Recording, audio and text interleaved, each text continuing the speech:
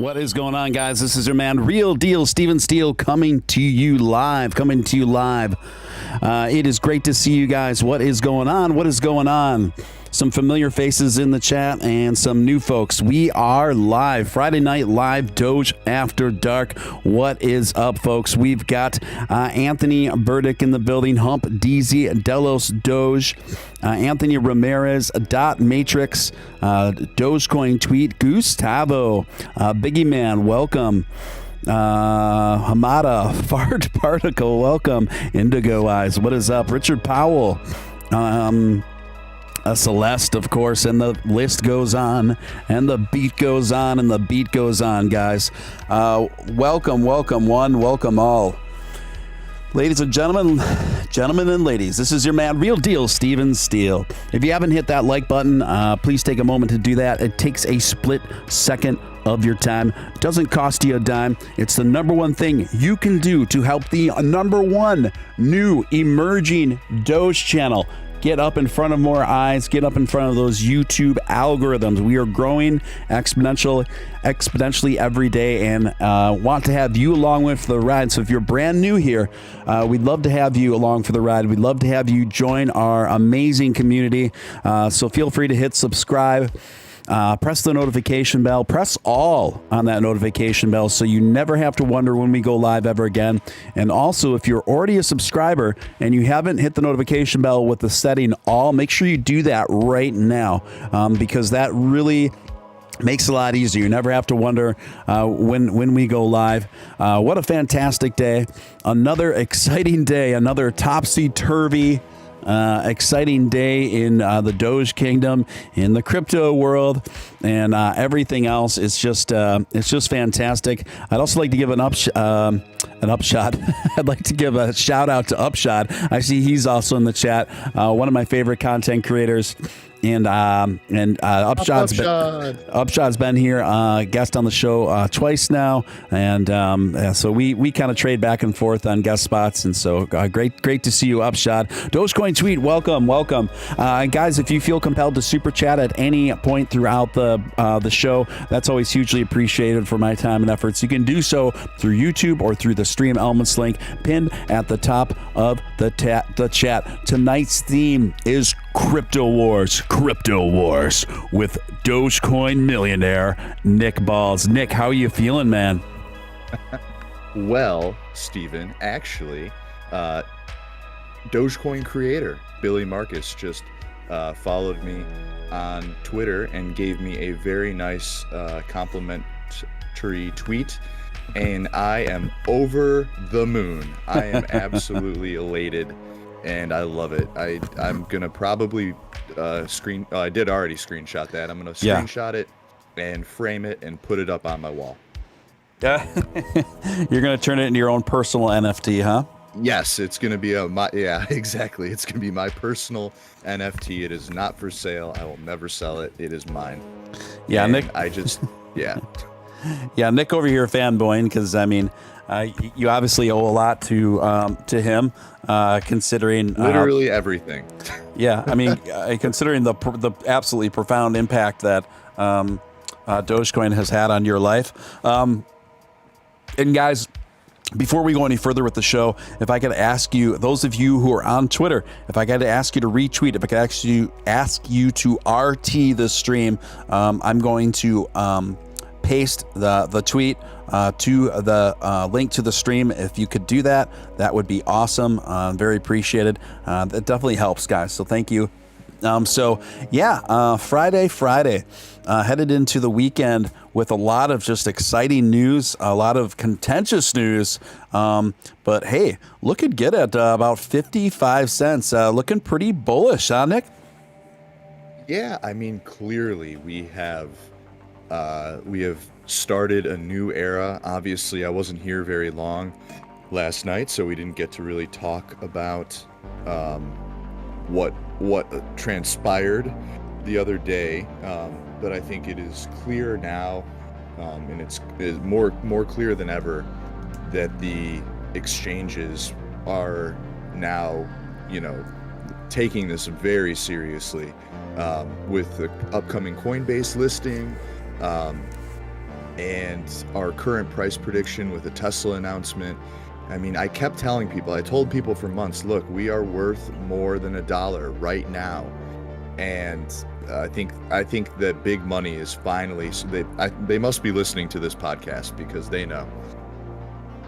Yeah. I think you're right. Maybe they're listening to this very one. First, also, I'd like to apologize to the folks for the stream last night. It was just bad timing because I had two big guests. I had Matt Wallace, and then I also had Dogecoin contributor Ross Nickel. And so what happened was not only was I having technical difficulties, but internet went down everywhere in my neighborhood for about an hour and a half.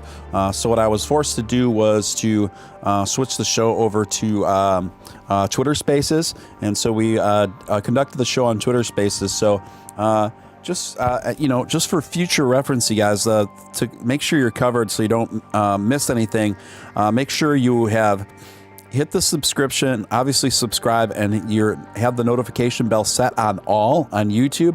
And then also follow me on Twitter. Make sure you're following me on Twitter, and then also hit the notification bell on my Twitter profile as well. That way you'll never have to wonder what's going on. And those of you who had the notification bell on my Twitter all got notified that I had to reshuffle the show to that, but so my sincere apologies for those of you who wondered what happened and weren't able to reconnect with the rest of the broadcast. There's so much to cover. You guys are asking me to recap it. It's pretty difficult because Ross is such a brilliant guy, and he's so much more. He's so much better on the ins and outs of the technicalities of everything, and the questions honestly were flying a mile a minute. The guy literally answered about 100 questions in a row. So I honestly wouldn't know where to start. But what I can tell you is that Ross did agree for a future appearance on this show, so we will have him back for sure in the future on YouTube here, so as well as Matt Wallace too. So no worries, guys, about that. Traveling Doge is here. Good to see you, Traveling Doge. We are embattled. We are in a fever pitch of an embroiled embattlement within crypto right now, to the likes of which we've never seen before. Let's be clear, Stephen. We're in a battle with one crypto, and that crypto is Bitcoin. Those people are furious right now. Right. And I mean, there's probably some uproar in other communities as well, but there's no uproar like there is in the Bitcoin community against Dogecoin, which, by the way, guys, I mean, we're talking apples and oranges here. Like, the Bitcoin community shouldn't. No community, no crypto. We're all in the same. We're all playing the same game, you know. I feel like there shouldn't be any type of like infighting between specific cryptos. But alas, we are here. This is where we found ourselves. So yeah. Alas, we are here. So, Nick, I mean, that is a fair point. I mean, it basically comes down to that we are in battle in a war against predominantly, not exclusively, with Bitcoin maximalists and the establishment surrounding that are essentially, by extension, Bitcoin maximalists, because many of the most well-moneyed, powerful people and connections within crypto are. Many of them, Bitcoin has been their only investment, and in their opinion, they're the only legitimate crypto, right? And it was supposed to occupy most of the space. And, I gotta say, like, I saw it. Yeah. And I gotta say, it's pretty, these Bitcoin maxis have a pretty radical view of the market. I mean, these are people that literally think that Bitcoin is the only legitimate cryptocurrency, and everything else is an S coin. I mean, don't you think this is pretty radical view? In a sense, they're kind of like the Taliban of crypto. Yeah, I mean, I'm not going to say that, but you can. Yeah, I mean, they're definitely a very radicalized bunch. Which, you know, the Dogecoin community has gotten, this has been said about the Dogecoin community too. The only difference between us and them is that the Dogecoin community does it with like fun, in-just memes and jokes, and really, I mean, it's not very serious at all, when the BTC people are like very serious. A couple donos here. It looks like Barry's in the chat. He just donated $5. He says, "Y'all some haters, no cap." Thanks, Barry. Thanks, Big Barry. I hope that $5 came from your liquidated fund that is worth nothing. We got Papa Upshot with $5, who says, "Was Elon really talking to the Dogecoin devs in 2019?" And it appears that way. I got some inside sources, I'm sure you do as well, that they were communicating through Twitter, actually, in 2019. So, yeah. And he offered them money to fund the project, and the Dogecoin devs denied Elon's offer for monetary funding, but they did accept his offer for help coding and resource allocation from either SpaceX, or I'm sure Elon has his own. He has a pretty large tech team of people who can help with the coin. So yeah, Decrypt.co are the ones that broke the story and have all the evidence. So I'm pulling the story up here right now, and it just came out today. It says exclusive. Dogecoin developers say they've been working with Elon since 2019. They have been working with him to make the cryptocurrency a cheaper, greener alternative to Bitcoin. Elon Musk has been advising the developers behind Dogecoin since 2019. The team of 4 core developers welcomed his advice, but declined the funding he offered, which really does speak volumes about the Doge culture that we've been fostering here. Wouldn't you say, Nick? I completely agree. And you know what? I was, I think it was not the last Twitter space, but maybe the one before that. I'm doing so many of these things, Stephen. I get lost in what I'm in anymore. But, you know, somebody asked the question, like, do you, it was actually, might have just been a regular tweet. They said, they thought it was bad publicity for me to be posting that article. In the sense that it's promoting the fact that Elon was working with the Doge devs in 2019. Well, I told him, you know, it's a fact, so it's really not bad publicity to post the truth. And not only that, is it not just not bad publicity, it's good in the sense that there is no other crypto out there that would not accept funding. And this just speaks volumes to the integrity of our Doge development team. Our Doge development team is so stuck on integrity being a key pillar of the coin that they are able to refuse funding from the world's wealthiest man. If that doesn't give you a promise and security and comfort, knowing that you went with, you know, you chose the best crypto in the universe to be with, I don't know what will. Yeah, well stated, Nick. I'm going to go on to read a little bit of this article, the key points from it, and this is through Decrypt.co, who broke this story on some very good investigative reporting over there that have gathered all this information and the facts to confirm it. Dogecoin developer Ross Nickel, who I spoke with for about 2 hours last night on Doge After Dark, told Decrypt by phone on Friday that since Musk started talking to the developers in 2019, he has encouraged them to improve higher transaction throughput. He said lots of advice and input, and shared his vast Rolodex of contacts. Nicole, it's Nickel. Nickel said that the team of 4 part-time Dogecoin developers have been optimistic that with Musk in the picture, they could further reduce the cryptocurrency's energy consumption, which by one estimation on Thursday, is already just 7% of Bitcoins. Think about that, folks.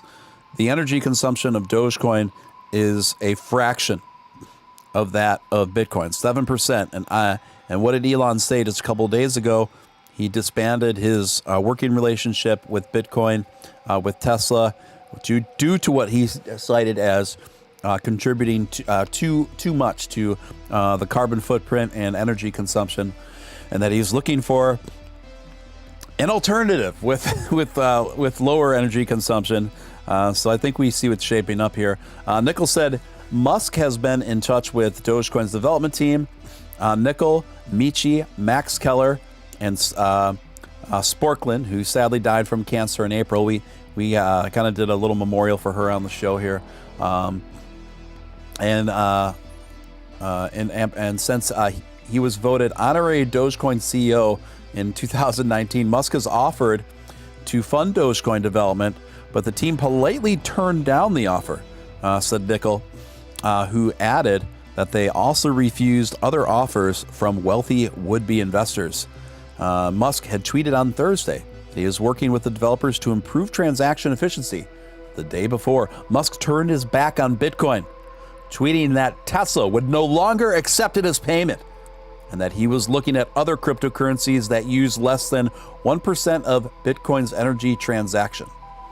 Now, that poses another question, though, Nick, right? Because I don't know that Dogecoin meets the standards of reaching less than 1% of Bitcoin's energy transaction. It actually does. It currently is 1.2% of the energy consumption of Bitcoin. Now, that statistic you read earlier that it was 7% is actually prior to 2019. And I always found that to be odd when looking at Dogecoin energy consumption over time. I thought it was very strange that in 2019 there was a shift and that block mining energy rates decreased, not significantly. I mean, 7% to 1.2%. I mean, I guess that is a significant decrease, but not anything that no one took notice, I guess you could say. But yeah, Dogecoin does fall into this category now, just within the past few years of being, I guess it's technically more than 1% because it's 1.2%, but you know, who's arguing over a 0.2% is a negligible change. But yeah, it does fit the bill. The only other cleaner crypto, I believe, is XRP. I could be wrong about that. I'm pretty sure that's the XRP is, I believe, the cleanest of them all. Technically, I believe that is true. Super chat from Credo for $2.99. Thank you for that, Cray. Doge After Dark last night with Ross was awesome. Thank you for that. Yeah, it was powerful. And don't worry, we're going to have Ross back, and Matt Wallace, aka Final Stand, is going to be back as well.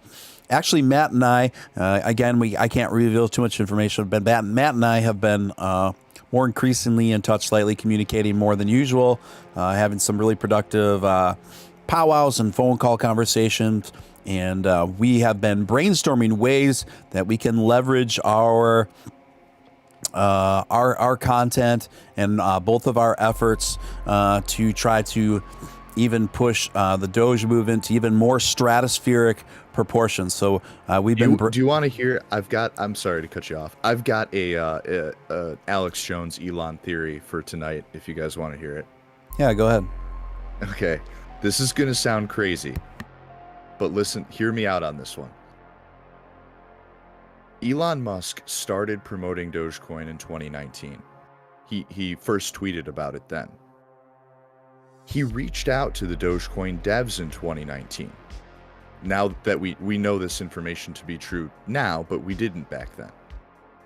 He also offered the Dogecoin development team money in 2019, and they declined. What would you bet that Elon Musk reached out to many other cryptocurrencies at the time as well and offered their development teams money?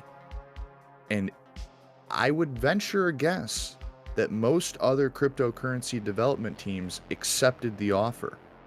I would also venture a guess that Doge was the only development team that turned that offer down. What would it mean to you if Doge was the crypto that Elon chose in a Willy Wonka type scenario where he offered them something, they turned it down, he researched the community, he saw that we were about doing good, and he picked his crypto, and that crypto was Doge, for it does only good. Interesting. Yeah. Yeah, I mean, sounds pretty probable to me, Nick. Another question that I have too is, and people are wondering, what's the future of XRP and all of this, and how significant will it be? Will XRP share the space with Dogecoin as far as its relationship with Tesla? What do you say? Yeah, I mean, people keep saying that XRP, after the lawsuit and everything is finalized, will, that they have all these government contracts and that they're going to be backed by, so many different entities. I do think XRP has a possibly a very promising future. I don't know what that future is. I never had the ability to invest in XRP, and I'm kind of glad that I didn't, because my money and my mind would have been embroiled with the what ifs scenario that everybody is in right now. I mean, you're basically forced to hold, which is never a good situation to be in. I hope for everyone in XRP, and I hope for the XRP team and community that everything works out fine. I'm sure it will. But it was a very interesting story that played out. And being that they are very clean, clean energy crypto, I hope it does, because it could transform the space dramatically. And I do hope things work out for XRP, and I'm sure they will. Yeah, I tend to think so too. I think I just don't have, I'm really stretched for capital and investments right now. But if I wasn't as stretched, I would be putting money into XRP right now. But I'm maxed. I literally can't do it and take care of my bills at the same time anymore. But I do think that the future of XRP does look good. I think it looks a lot better than ADAs. I think ADA is, to a certain degree, is overvalued, overestimated, and XRP is undervalued, underestimated. Your thoughts, Nick? Yeah, I mean, if you guys were in the Twitter space earlier, you would have heard my honest opinion on the $20,000 buy-in on ADA at $1. I think, I wish I wouldn't have done that. Granted, I've made money on the project, but it's something I'm gonna hold for a year, because obviously taxes. If you don't know, you live in the U.S. If you buy a crypto and you hold it less than a year, you're an idiot, because you're gonna pay like almost 50% in taxes. So, I do think there probably is a future for Cardano. I don't know what that future is. I know that future is based on a lot of empty promises so far. I have been pretty open and honest that I think Charles Hoskinson is a mouth breather, and he's a bit of a twonk. I just don't like him. I wish I wouldn't have put that 20 grand in Cardano. I wish I would have saved it for something else, but we are here, and you can't go back in time. So I'm stuck with my 20,000 Cardano, at least for the next 12 months. I love how Charles Hoskinson, his whole tweet, posted that video on Twitter about how Doge was going to ruin the world, and it's going to increase regulations and everybody's going to get wrecked. Well, what people don't know is that in 2018, Cardano went from an all-time high to almost nothing. Its value completely tanked. Everyone who was in Cardano got absolutely destroyed. People, he doesn't like to talk about that, but yet he wants to advocate for the community and be a savior for those who are getting into Doge. Get the hell out of here, Charles. I wish I could meet this guy in real life. I'd grab him by his... Anywho. Easy, buddy. Yeah, YouTube TOS, buddy. First of all, I'd like to... Stream Elements tip came in from Uncle Chad. $5 says, you are a rock star bird Doge holder. Thank you so much, Uncle Chad. Appreciate it. Thank you for your support of the show through the Stream Elements. Really appreciate it. There's just kind of like this air of smugness with Charles Hodgkinson that's really pretty over the top. And all of his criticisms of Doge in the past have been pretty substanceless. They've been all pretty vain. It basically boils down to I'm the serious crypto because my logo looks like a corporate one and has a serious name, and Doge has a dog, and that's bad. It's just kind of and it boggles my mind. He's a CEO, and not only that, he's been in the crypto space for a long time. He's not a dumb guy. You know what I mean? Like he is a smart person. But he doesn't do his research. Like he doesn't look at anything. If it doesn't have to do with the immediate problems that lay in front of ADA, he just ignores whatever information is out there. And as a CEO in a crypto company, you have to be a master of crypto. You have to know the history of, it's kind of crazy now because there's 6,000 coins, but you should know what's going on with the top 10 at least. You should know that Doge has been around since before you even created your coin. It's like you're a CEO of a multi-billion-dollar crypto at this point. Like, you need to have this kind of information in your back pocket, at least easily accessible. I'm just some Momo from Illinois, and I know, I feel like I know more about like all these different cryptos than he does. Like, it's insane to me. It's insane, but sometimes the smartest people are not like the smart that we think they are. They're like smart in one area, and that's it.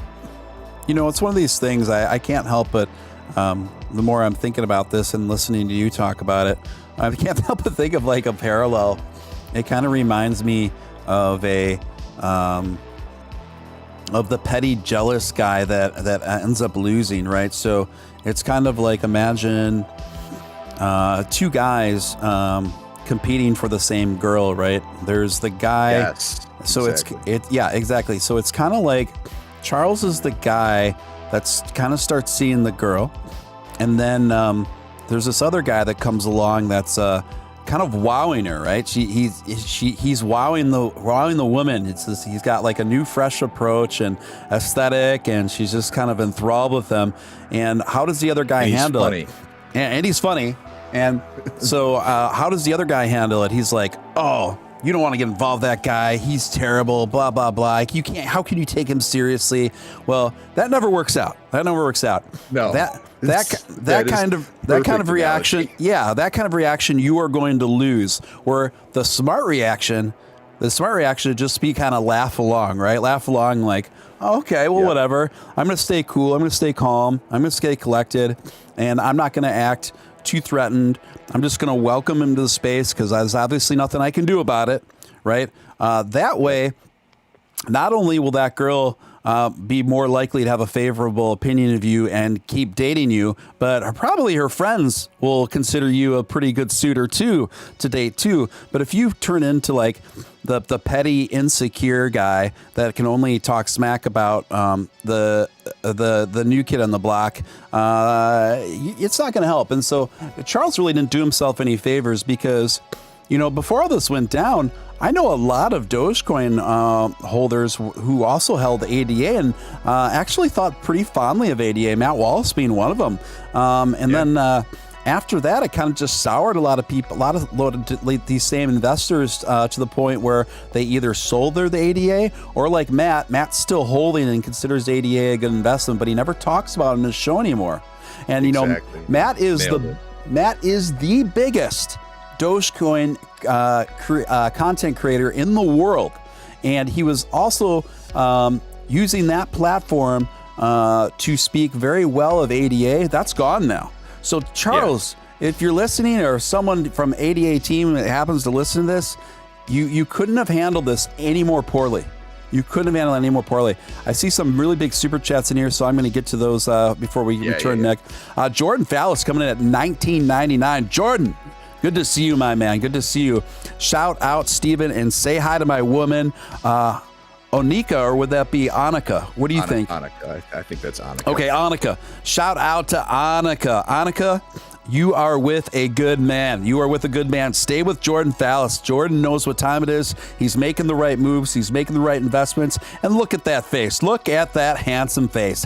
Who can not love a guy like Jordan? So shout out to Annika, and thank you so much, Jordan, for your continued support of the stream, man. It's always good to see you, my friend. And Imperial Beats coming through big, large and in charge. The $50 super chat. Thank you, Imperial. Damn, son. Yes, always good to see you, my friend. Billy is Charlie. Elon is Billy is Charlie. Elon is Wonka. I don't know if Billy realizes the magnitude of this chocolate Doge factory. Billy will go down in history when Doge becomes the currency of Earth and Mars. Our kids will read and watch movies about this. That's a very interesting, colorful, awesome comment, Imperial Beats. Nick, any thoughts on that? I think the Willy Wonka analogy that I used earlier is there. Somebody's going to clip that, and we're going to see that all over the internet tomorrow. So I think that's hilarious. I think that's awesome. Yeah, that's a epic analogy, Imperial Beats. I like where your head's at, my friend. And then we had Truckin' All Day coming in with a $5 super chat. Thank you, Truckin' All Day. Really appreciate it. U.S. government, IRS, is looking into Binance. Could this be a good or bad thing? Well, I don't think it's a good thing. Or Coinbase, or a Coinbase conspiracy cutting the competition. I don't think it's a good thing, and I think it's pretty poor timing from Binance, who has already been taking some hits. But it's pretty hard to feel bad for the Binance CEO, given his recent behavior and kind of shady decision making. You have any thoughts on that, Nick? Yeah, I mean, this wouldn't be the first time that Binance has been, under investigation. Here's why Binance is constantly facing governmental or SEC problems, because for the longest time they didn't file like Coinbase, and even Robinhood sends you tax forms at the end of the year. For the longest time, Binance US didn't do that. They basically left it up to you. You would download your own sheet, and essentially you'd give that to your CPA or your tax person, and they would file for you. And now, because the state of crypto has grown so large, Binance has complied with the U.S. government. This took place last year, and they said that by calendar year going from 2021 into 2022, they will start providing their users with this information. So yeah, I mean, I'm not I'm not super concerned about it. Like I said, I tell everybody this. I use Binance US myself. I'm not concerned about their exchange, going down or anything like that. But likewise, I mean, I always let people know, like, keep a majority of your coins on a cold wallet off of an exchange, and that way you don't have to worry about any issues with any exchange. I keep a pretty large balance with Binance because they help me. They give me certain bonuses and stuff like that. But I think we will. I think we'll see the probe. It's an SEC SEC probe that just got launched on Binance US. I think we'll see it worked out. I don't think it's a huge issue. They're the largest exchange in the United States.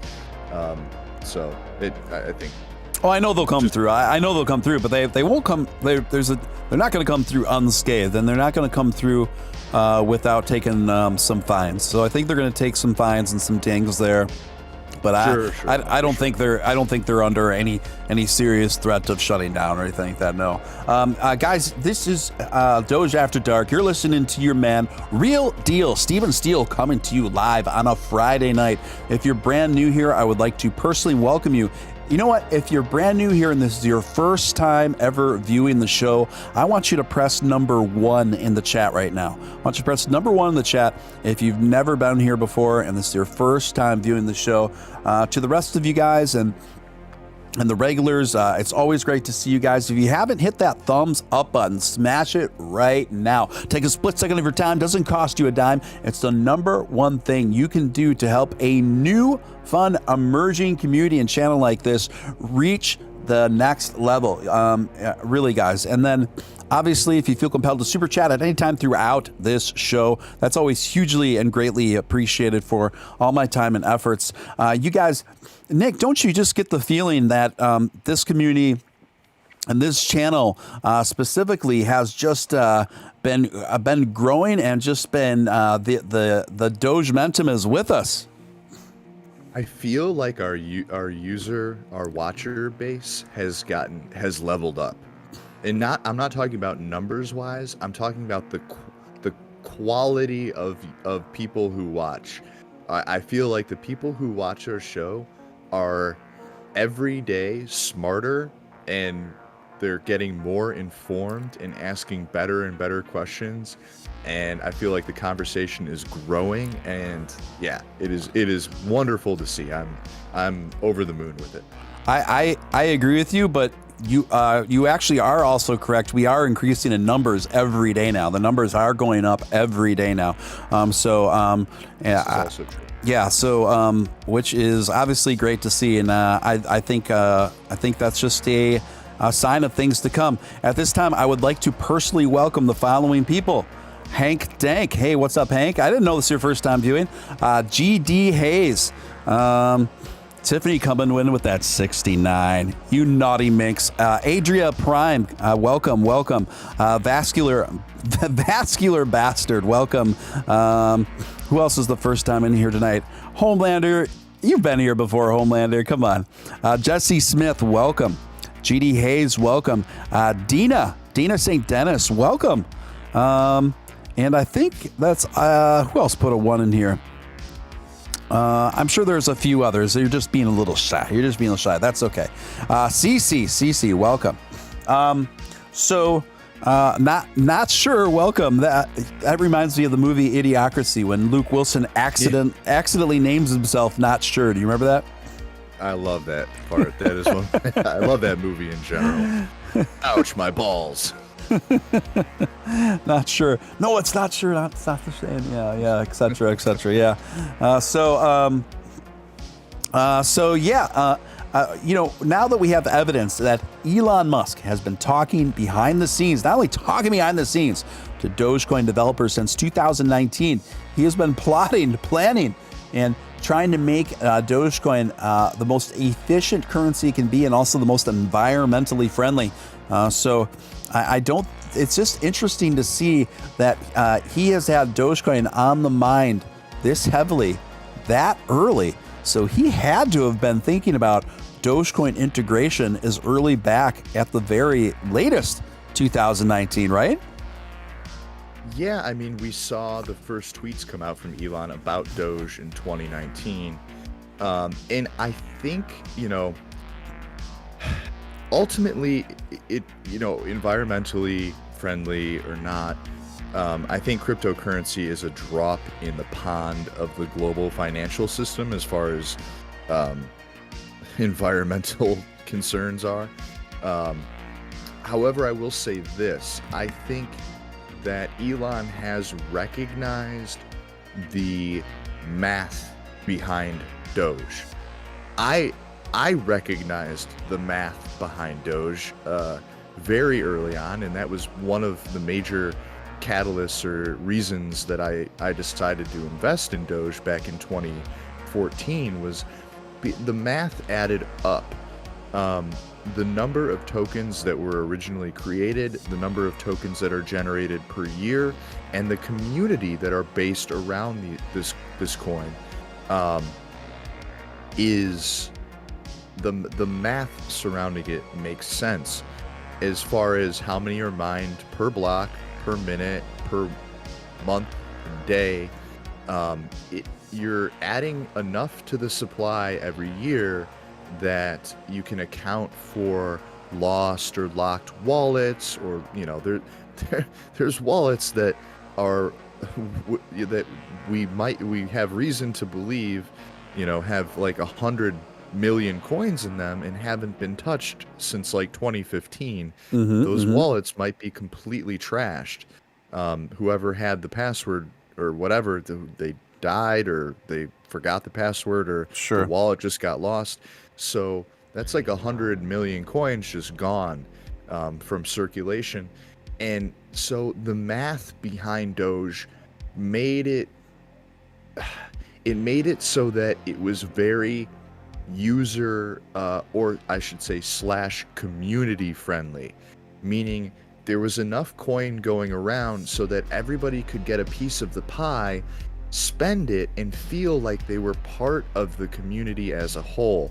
Now, it wasn't so much coin like these Binance smart chains where there's 20 gajillion coins and you own 2 billion and you get that's like $100 or whatever. It's not like that much, but it's enough to make each individual owner of Doge feel like they're a piece of the community, no matter if they own a few thousand or a few 100,000, or like me, you own millions. Either way, there's enough math to support the sentiment that Doge is a community coin. It's a coin for the people, and I think Elon realized that very early on. Yeah, he definitely had the foresight, which in 2019, and certainly before I was invested,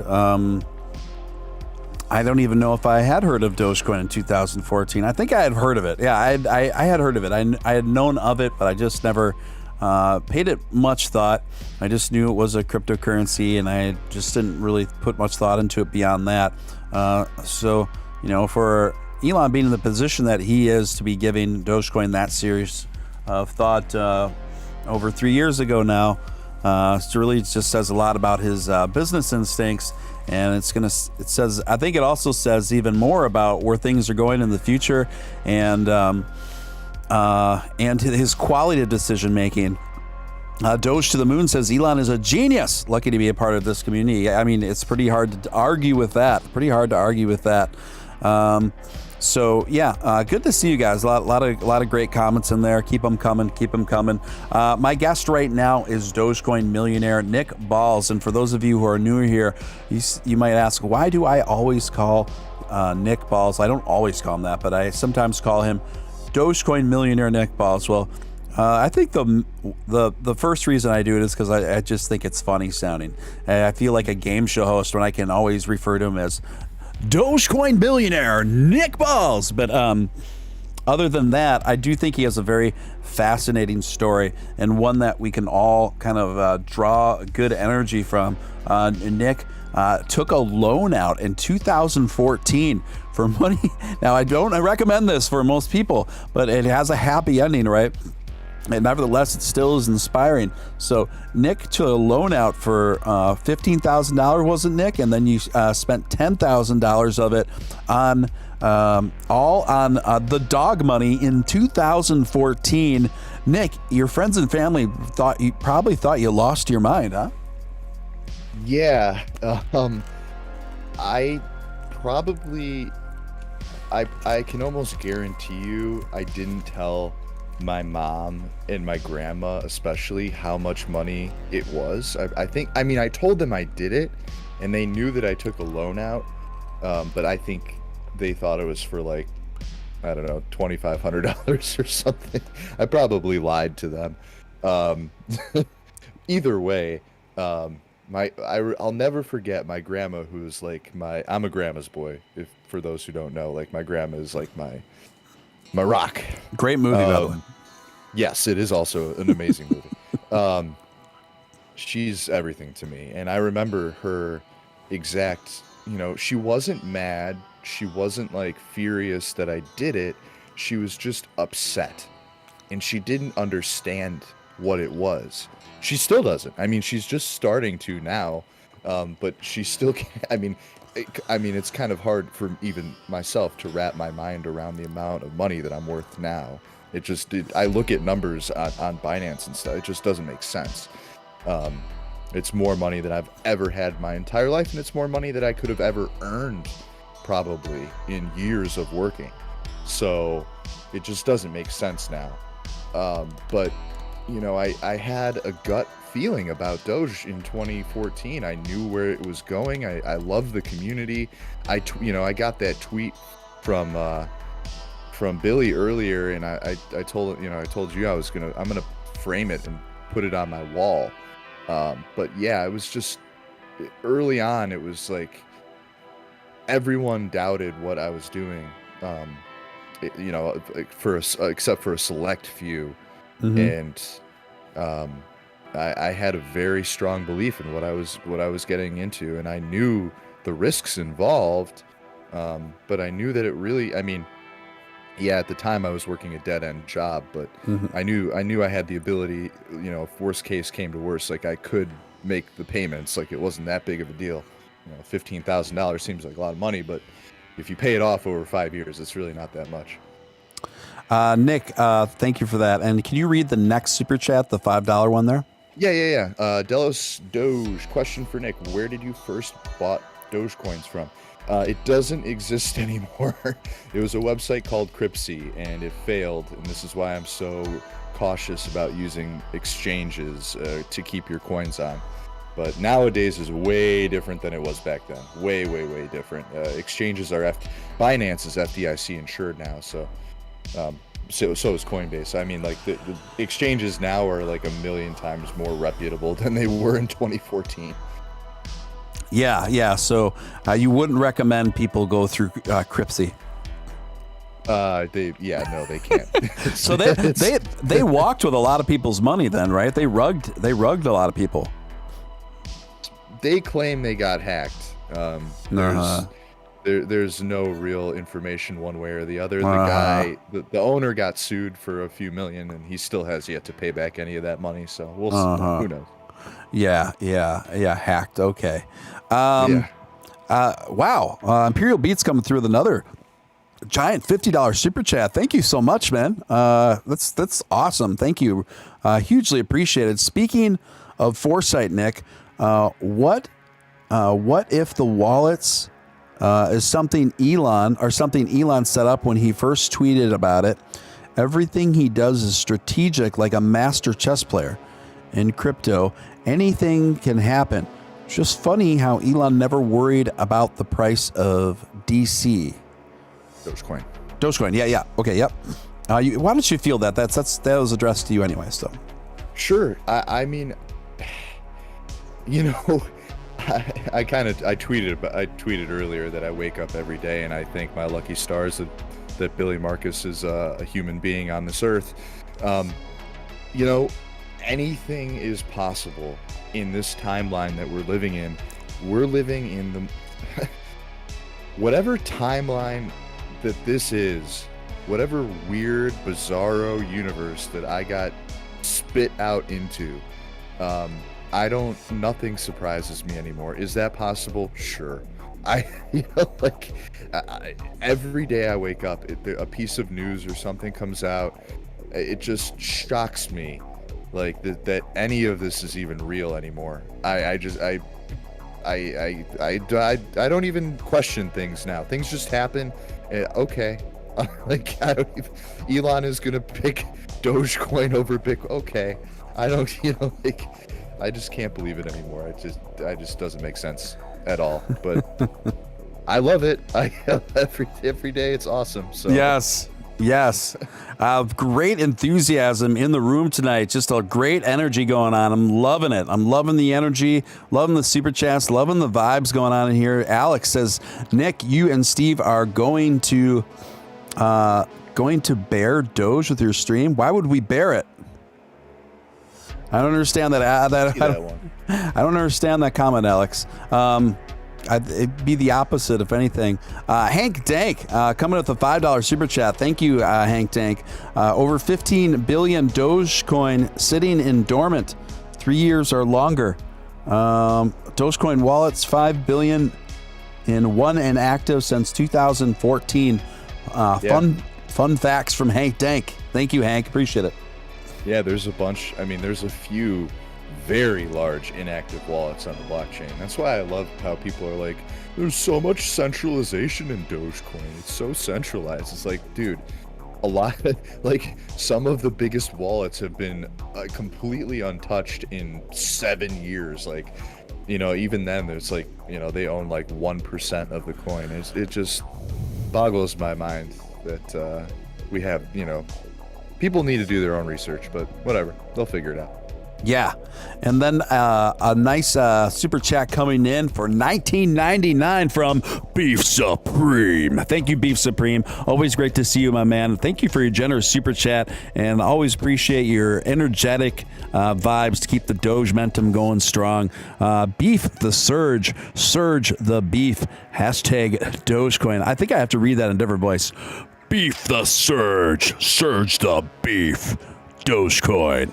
Thank you so much, Beef Supreme. Appreciate you so much, man. We love you here, and not only me, but I know the whole community here really gets a kick at it and really enjoys having you here. Alex C coming through with $4.99. Thank you, Alex. Thank you for the super chat.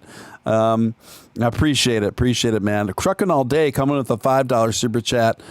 Nick, do you know anyone from the lawsuit Coinbase paid out $1 million for Cryptsy a few hours ago?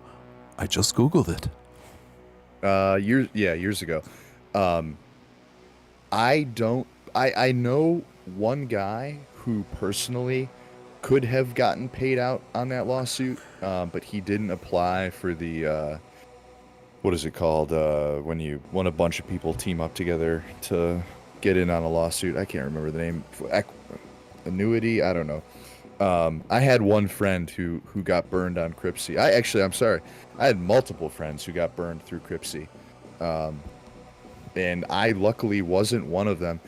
I told all of these. So here's how this is just the story of me and Cryptsy. This is what I did in 2014. When I found out about Dogecoin in 2013 and I decided to make my first purchase in 2014, I told myself and I told everybody that I knew that we were going to start buying Dogecoin in million coin blocks. I said, right, if you don't want to buy 1 million coins, don't talk to me. I don't want to buy 5,000 coins for you because it just wasn't worth it. So I had like 3 friends who contacted me and said, okay, let's do this. One of them was my business partner, who still is my business partner. Yeah. And we together collectively bought, I think our first purchase was about 4 million coins. It was pinned on my Twitter for a while before I got my tattoo done, and I pinned that on there. But we would buy, let's say 4 to 5 million coins at a time, and then we would transfer them out of Cripsy immediately to our wallet. And it was so nerve-wracking because like every time you went to go do this, it was like, is it gonna work? Is it not gonna work? Is the Bitcoin gonna transfer? Is it gonna convert properly? Is the conversion gonna, it was just like, oh my God, it was so nerve-wracking to do. And that was kind of just how we went about things. We bought everything in million coin blocks, and every time we bought, we transferred it out to the offline wallet. And all of my friends who actually ended up buying Doge on Cripsy, they left it in Cripsy, and it was just a nightmare. They just lost everything, and it was sad. I mean, I felt bad for them, but I told them, look, put it on a wallet. You're gonna, if anything happens, you don't know. We didn't know. We had no idea that Cripsy would go under, but it did. And that's how she goes. Like, yeah, wild. Some super chats coming in here. Wilson Chalco, $4.99. Thank you so much, Wilson. Says, happy Friday, guys. Happy Friday to you, my friend, and thank you for your continued support of the show and tuning in. Surge Soda coming in for $4.99. Surge Soda coming in. It says surge to $1.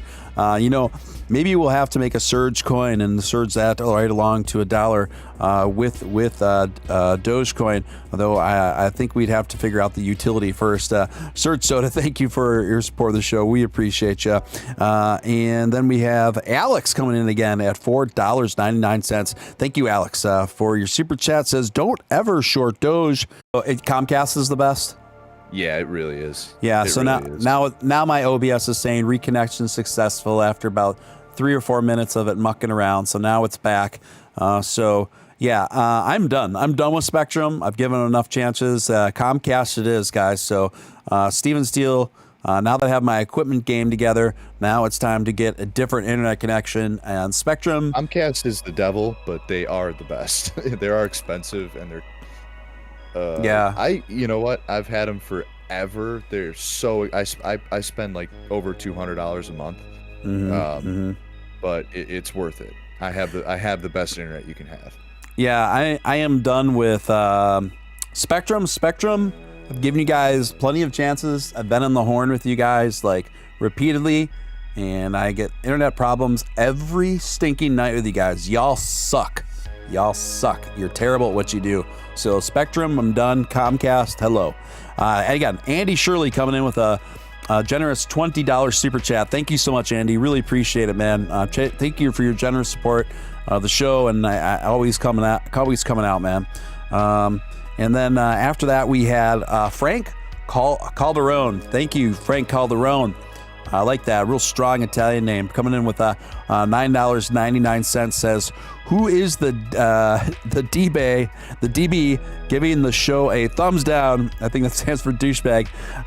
Keep up the great work sending positive awareness about the crypto community. Inevitably. It was Barry earlier. It's just Barry and logging into an alt. And that's where the two thumbs down came from. Anyway, Fred Calderone. Thank you so much for your super chat and your support and your funny comments and kind words. Really appreciate that. Quick break here. I'll be right back. Yeah. Some funny comments in the chat. Old Boy Ocean says Steve is on dial-up, and then Old Boy Ocean says Steven is at the internet cafe. Yeah, I'm streaming from the cyber cafe, guys. It's pretty good.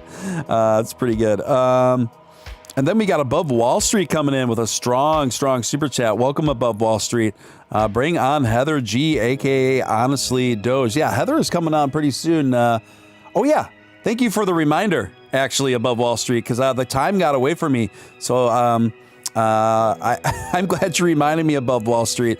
I've left her hanging in the waiting room for a bit, so thank you for that. Really appreciate that. And I am going to bring on Heather G. And thank you, Above Wall Street. And Above Wall Street, by the way, has a great website. All like really cool Doge gear for men and women. So definitely check out Above Wall Street on Twitter and their website. So Above Wall Street, feel free to put your web URL in the chat. And then I'm going to try to look to bring in Heather. She's in the waiting room. Heather, are you with me? you guys? Hey, I'm sorry to leave you hanging. I was honestly, time just got away from me, and I realized that I had left you in the waiting room. So my sincere apologies, Heather. And fortunately, someone super chatted like, "Where's Heather G?" And I was like, "Oh my goodness, I feel like I forgot to pick up my child from school, Heather." Too funny. No, actually, I was very late, so I think it worked out. I think I tried to hop in right when you were having internet issues, so I think that's what it was. Yeah. Yeah. I think that's what it was. Yeah. Maybe I broke the whole thing.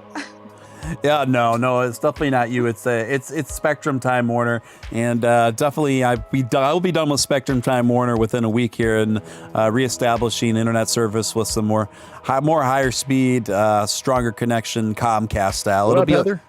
Go ahead. Yeah, Heather, can you hear Nick? Hey, Nick, how's it going?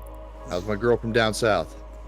Pretty good. It's Friday, and it's a good Doge week, so everything's good. How about you guys? Yeah, we're good. We're just kind of going over all the craziness in Doge world, and everything going on with Elon and all the exciting developments with the community here. Yeah, so I'm honestly still feeling guilty about leaving Heather in the waiting room for so long. So my sincere apologies, Heather. All good. Celeste says, Steve leaving Heather out in the cold like a bad date. Come on, Celeste. I feel bad. I do feel like that right now. My apologies, Heather. So I'm glad Above Wall Street chimed in and was like, hey, where's Heather? I'm like, oh my God. Man left me in the waiting room once for 45 minutes. Oh, and some random dude came in and started like, he saw that I was in the waiting room, and he was like from Canada, and he was like, but French Canadian, and he barely spoke English, and he was like, something was mentally wrong with him. I don't want to say anything bad, but he was not all there, and he was like rambling like the schizophrenic nonsense. I was like, all right, I'm off the show tonight. I'm not going on. I'm done. I just left. Yeah, I remember when you're like, I couldn't hang anymore. I remember when you I came here. Yeah. Rock Lobster coming through with $2.99. Get Starlink, bro. Well, Starlink's not. That's right. Are they available? Here's what you have to do. So you can go on their website and apply. Yeah. I don't think you're going to get it right away because you're in a major city, though. The people who get Starlink approval like straight away are like usually out in like the country. But you can try. I mean, it would be worth it. Yeah, but yeah. Guys, it's a great suggestion. I don't know if it's available in urban environments yet, but I will certainly try because Starlink would be my first choice for sure. And Rock Lobster, that's George Guy, I believe, a.k.a. now his name's Rock Lobster. That's actually a B-52 song. It's a hilarious, supercharged B-52 song. Fred Schneider, who was the front man of the B-52s, very eccentric guy. Very eccentric delivery and some of the funniest, probably one of the funniest lyricists in the history of pop music. Of course, they're most known for their seminal 90s hit Love Shack, right? But there's a line in Rock Lobster where he just says, there's a moon in the sky, and it's called the moon. And then that's it. It's just very dry, weird delivery. And then he's got another verse in that song, I believe, is boys in bikinis, girls with surfboards. And everything's very lispy. And in fact, I saw the B-52s in concert when I was very young. And the first thing he said to the audience on the microphone was, so, who wants to touch my tinky winky? And he's just you just gotta take some time and just YouTube the B-52s for a bit if you have a chance. I found out today that George is actually the same age as my dad, and he looks a million times cooler than my dad, and he also looks a lot younger than my dad for a rock star. So like, George, you're killing it, man. You look really cool George, for being as old as my dad. I bet George probably has a lady friend about half his age, if I had to guess. Would have to, yeah, I would guess that too. Yeah. Homelander. Probably a safe bet. Yeah, right? Okay. Homelander 2021 coming in, $5 super chat. Steel and Ballz. So what's next for government regulation? Does U.S. create the crypto coin dollar or just create a new blanket taxation across the board? This is a great question, Homelander. I think they are going to try to create their own government digital currency, but they're not being as aggressive at that anyway at this point than other countries, say India and France. But fortunately, because I don't think it's a good idea.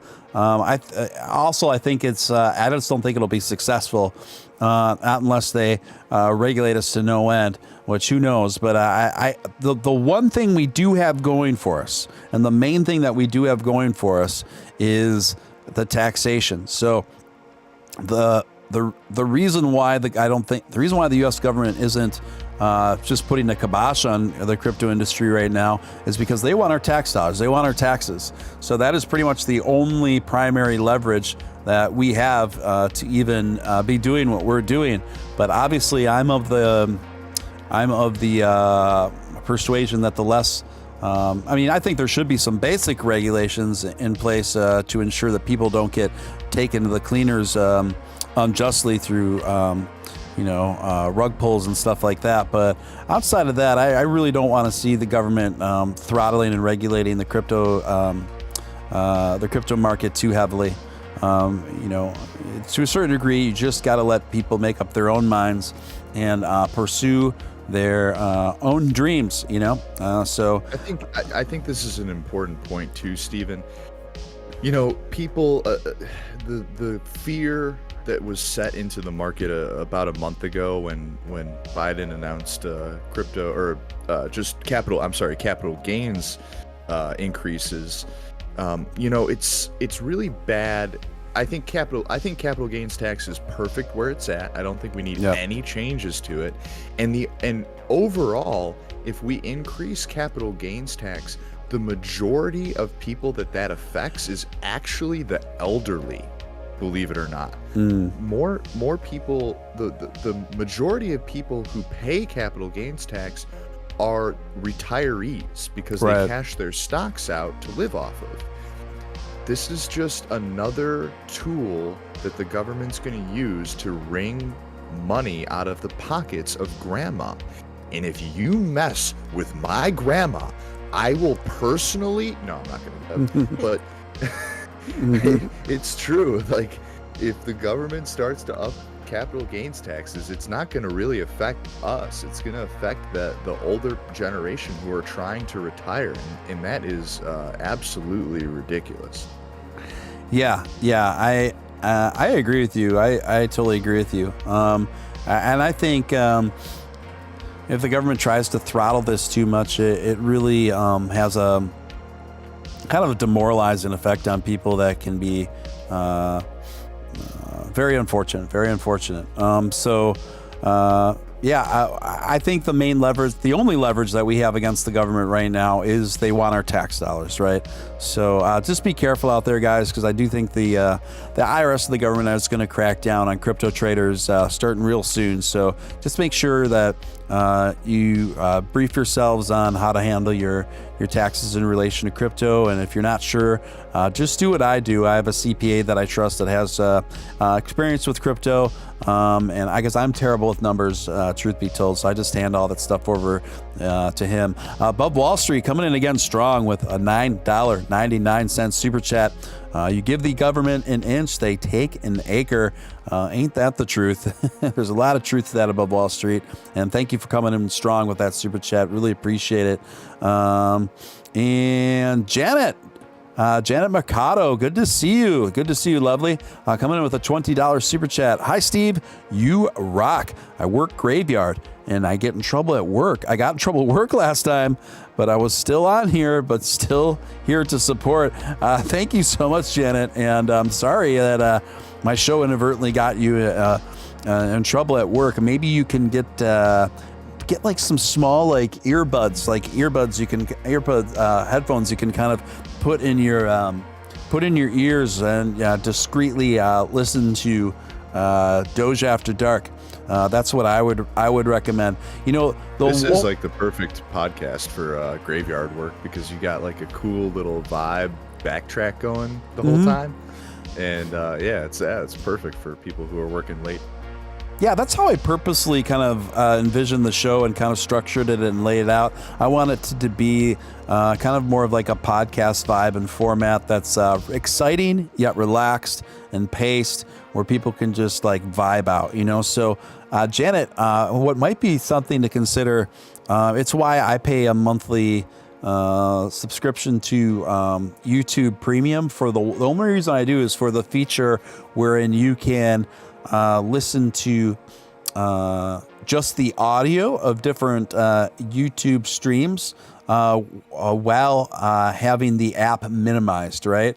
So same here. Yes, I do the exact same thing. Or else I wouldn't have time to just sit and watch my favorite content. I don't have that kind of time, but I do have time to listen to my favorite content while I'm doing other things. Have you learned that too, Heather and Nick?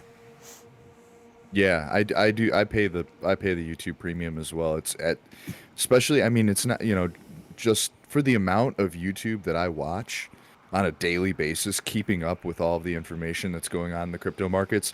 It's important to not have ads. You'd waste so much time in ads, just ads. So like that's awesome. You don't get ads, and then you can shut your phone off, or you can shut your screen off on your phone and just listen to the audio. Like if you're me and you're doing an hour of cardio every day. Yeah. Another Elijah Peterson says, steelworker in Ohio. The whole shop listens to your stream at night. Awesome. Great to hear. I'd love to hear that. I'd like to give a shout out to everyone at the steel mill where you are at, Elijah Peterson. Hello to all you guys out there working hard late into the night. Appreciate you guys and everything you do. And I appreciate all you working class folks that listen to the stream. I know there's a lot of you, and I come from the same background. I know we got several truck drivers that are on the road all night that listen pretty regularly. So what's up to you guys making those hauls out there? We appreciate from the steel mills to the highways. We appreciate everything you guys do. Great show, Stephen Steele. Thank you, Beef Supreme. So, Heather, quite an extraordinary week here. We were up, we were down, people were freaking out, the sky was falling, Chicken Little, all this. Now we're hovering comfortably over 50 cents. Were you feeling a lot of anxiety this week? Actually, for the first time, not at all. I don't think. It's growing so fast. The community is getting so big that I think that we all just kind of lift each other up, and then Elon helps a lot with that as well. Yeah, they're really advocating for this community, which is great. And then I'm sorry, I'm just now getting situated, so it's okay. Sorry, just relax. I've been quiet. I was trying to get somewhere quiet. No, you're fine. But I caught the Twitter space that you had going right before this, and there was actually some really good information that came across there in regards to the taxes. Not to backtrack, but no, not at all. I think Nick brought up earlier the capital gains tax, and I'm confused why people would pull out their what do you want to call it, their shares on that news. I mean, wouldn't that cause the tax to come in effect this year if that's what you chose to do instead of just leaving it and holding it? Yeah, I mean, essentially, whenever, it doesn't matter in the U.S., if you pull out any crypto asset, if you hit the sell button on crypto, you create a taxable event. And if you have not had that crypto for more than 12 months, that is short-term capital gains. And depending on how much that crypto is worth, I mean, that tax can, like, short-term capital gains, you know, at the high end, and depending on depending on which state you live in, if you have state tax, that can be up to like almost 50%. So, you know, yeah, creating, you know, all of these news events that take place on a, let's just say a weekly or daily, you know, week to week or day to day time frame, they are all designed to separate you from your asset. They're all miniature tests of strength. And each one of these events are going to affect the markets, but they shouldn't affect your position and ability to be strong in your belief that at least you can hold something for minimum 12 months. And that's how all investments should work. If we all agreed that we could hold on to something for 12 months, we would see better, more, you know, exponential growth, more stabilization. All of these things would kind of come into play. Unfortunately, the global markets don't adhere to the same tax standards of the United States, and I'm glad they don't. But if you live in the US and you hit that sell button, you are responsible for short-term capital gains if you're holding under 12 months. People really, you know, people who are just brand new and fresh to crypto, they didn't know that. Like, a lot of people got into crypto thinking they could just buy and sell and make money and lose money, and it's okay, and then I'll do that and I'll make my gains back here. No, you won't. You're going to lose so much in taxes doing that. I tell people this every day. Don't jump from project to project. Ooh, SafeMoon looks good this month. I'll get in there and then I'll make my gains out and take that and put it in dog money. And dog money looks good this month and I'll sell that. Put it in Bitcoin because Bitcoin's low and it'll go up. And you are creating a tax nightmare for your CPA. And you're going to be lucky if they work with you the next year. Absolutely. And do you think that comes from just they're new to it and they don't know anything about the taxes at this point because they've never dealt with anything like this before? Not only are they new to crypto trading and they're new to trading, or I should say investment in general, as well, most of the people who are coming into the crypto space now on average are younger. You know, they're a younger demographic, where traditionally people who got into the stock market were middle-aged, or, you know, in their 30s.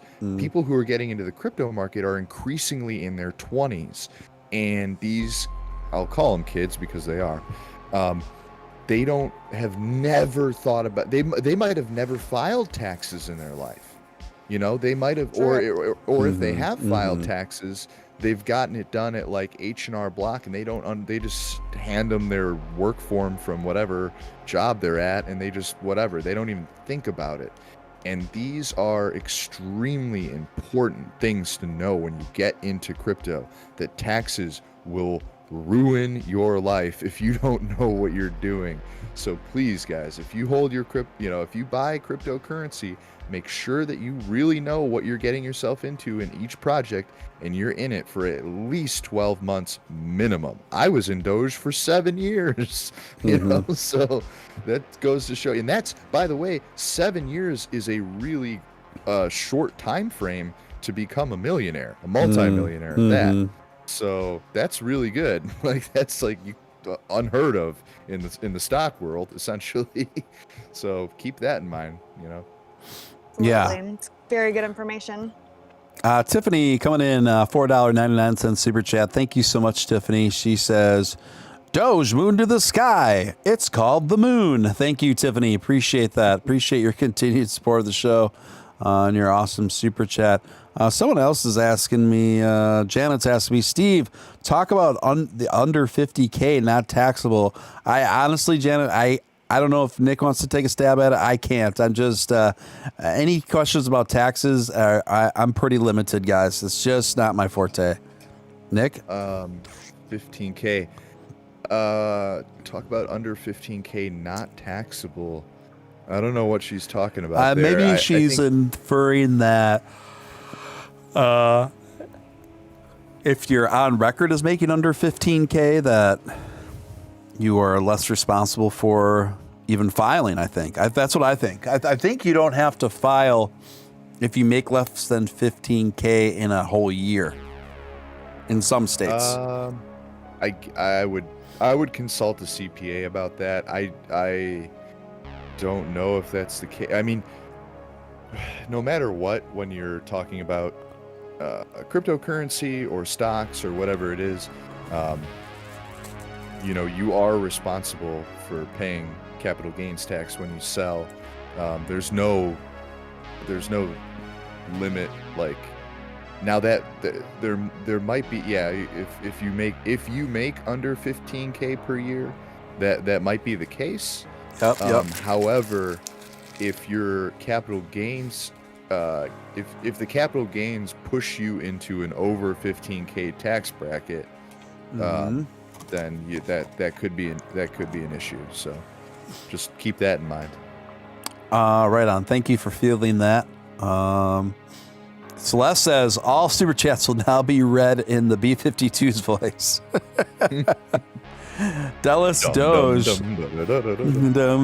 Dallas Doge.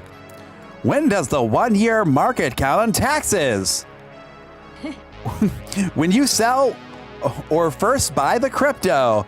Let's see. When does the 1 year market count on? When does the 1 year mark maybe count on taxes? What they meant?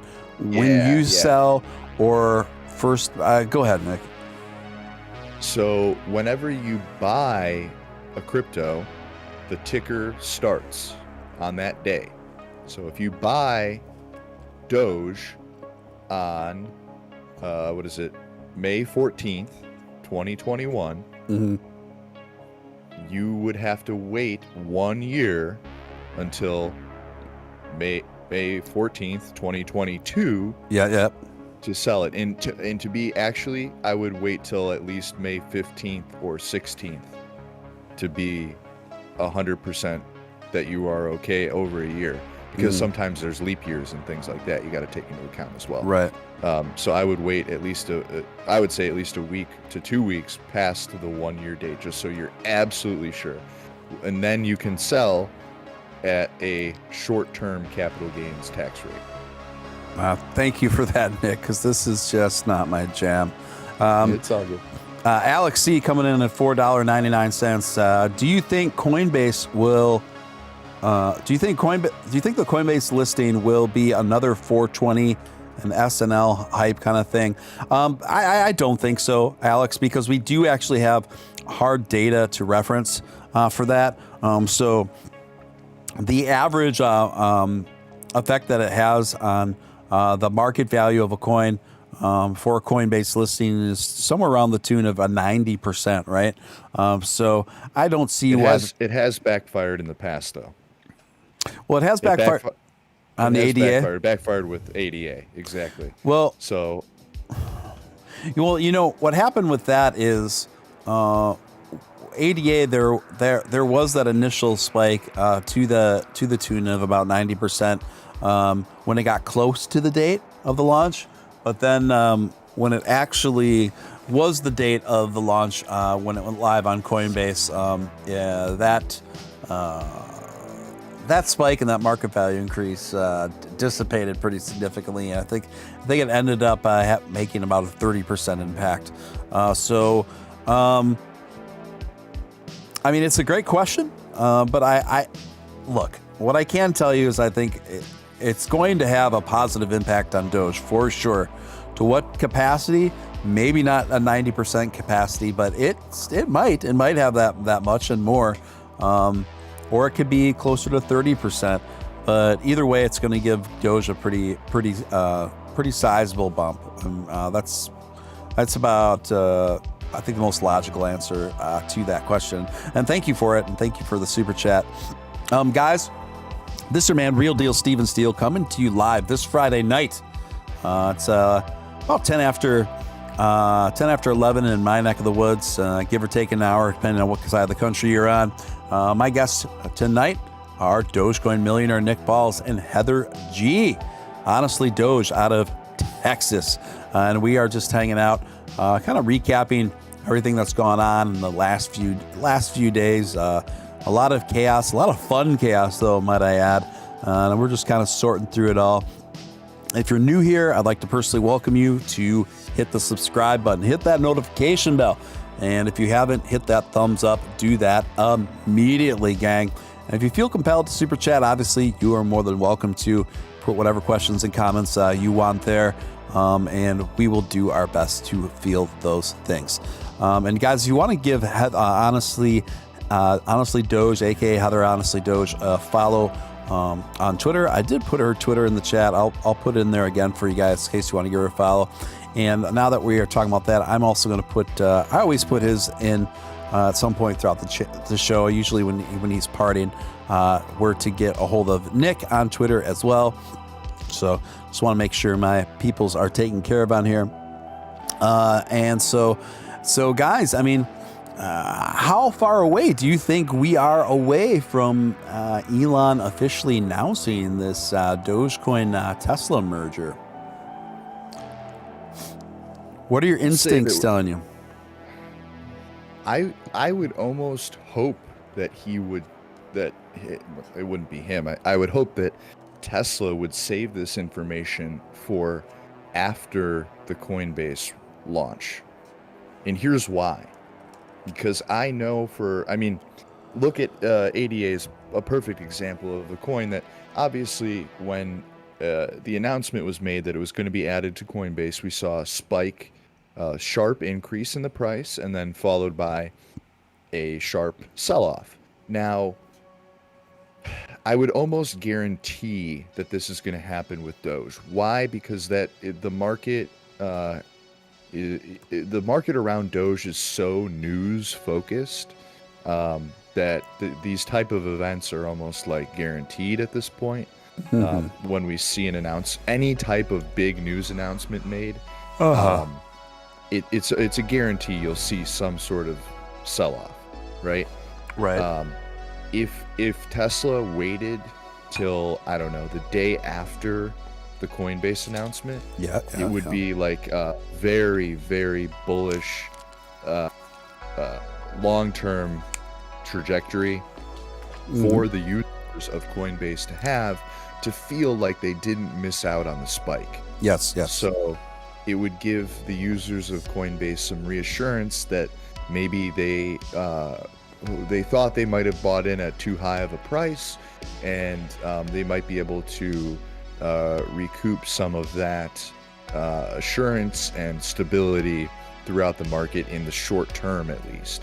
I think that Tesla could be saving this announcement till after the Coinbase release, which would be smart. I know that people are going to complain and moan, but guess what? We've got 6 to 8 weeks of really good content debating whether that is going to take place or not. So it's gonna be great for us. Yeah, I agree with that. Now, Heather, do you have any thoughts on that? Do you think Elon's planning on launching this Dogecoin Dogecoin Tesla announcement soon, or you think he's going to sit on it in a few weeks? Sit on it. He's so smart, you guys.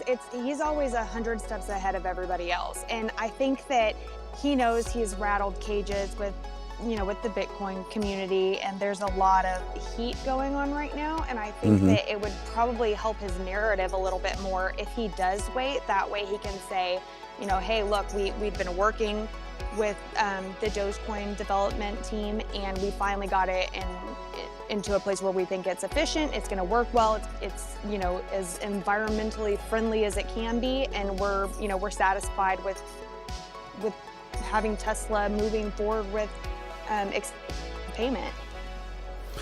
Yeah. I guess I would tend to agree with you, Heather. I don't think it's going to be like, I don't think it's going to be more than a month, but I think it's going to be anywhere from, if I had to guess, I'd say anywhere from 2 to 4 weeks is probably most likely. What do you say, Nick?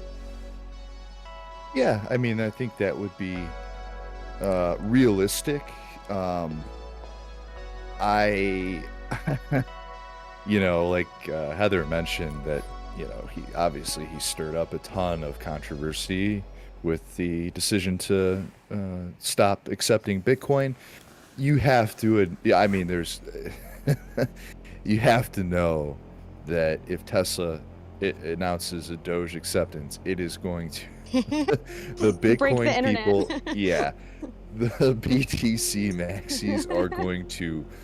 I don't know, like the earth might shake with the sound of people's heads exploding.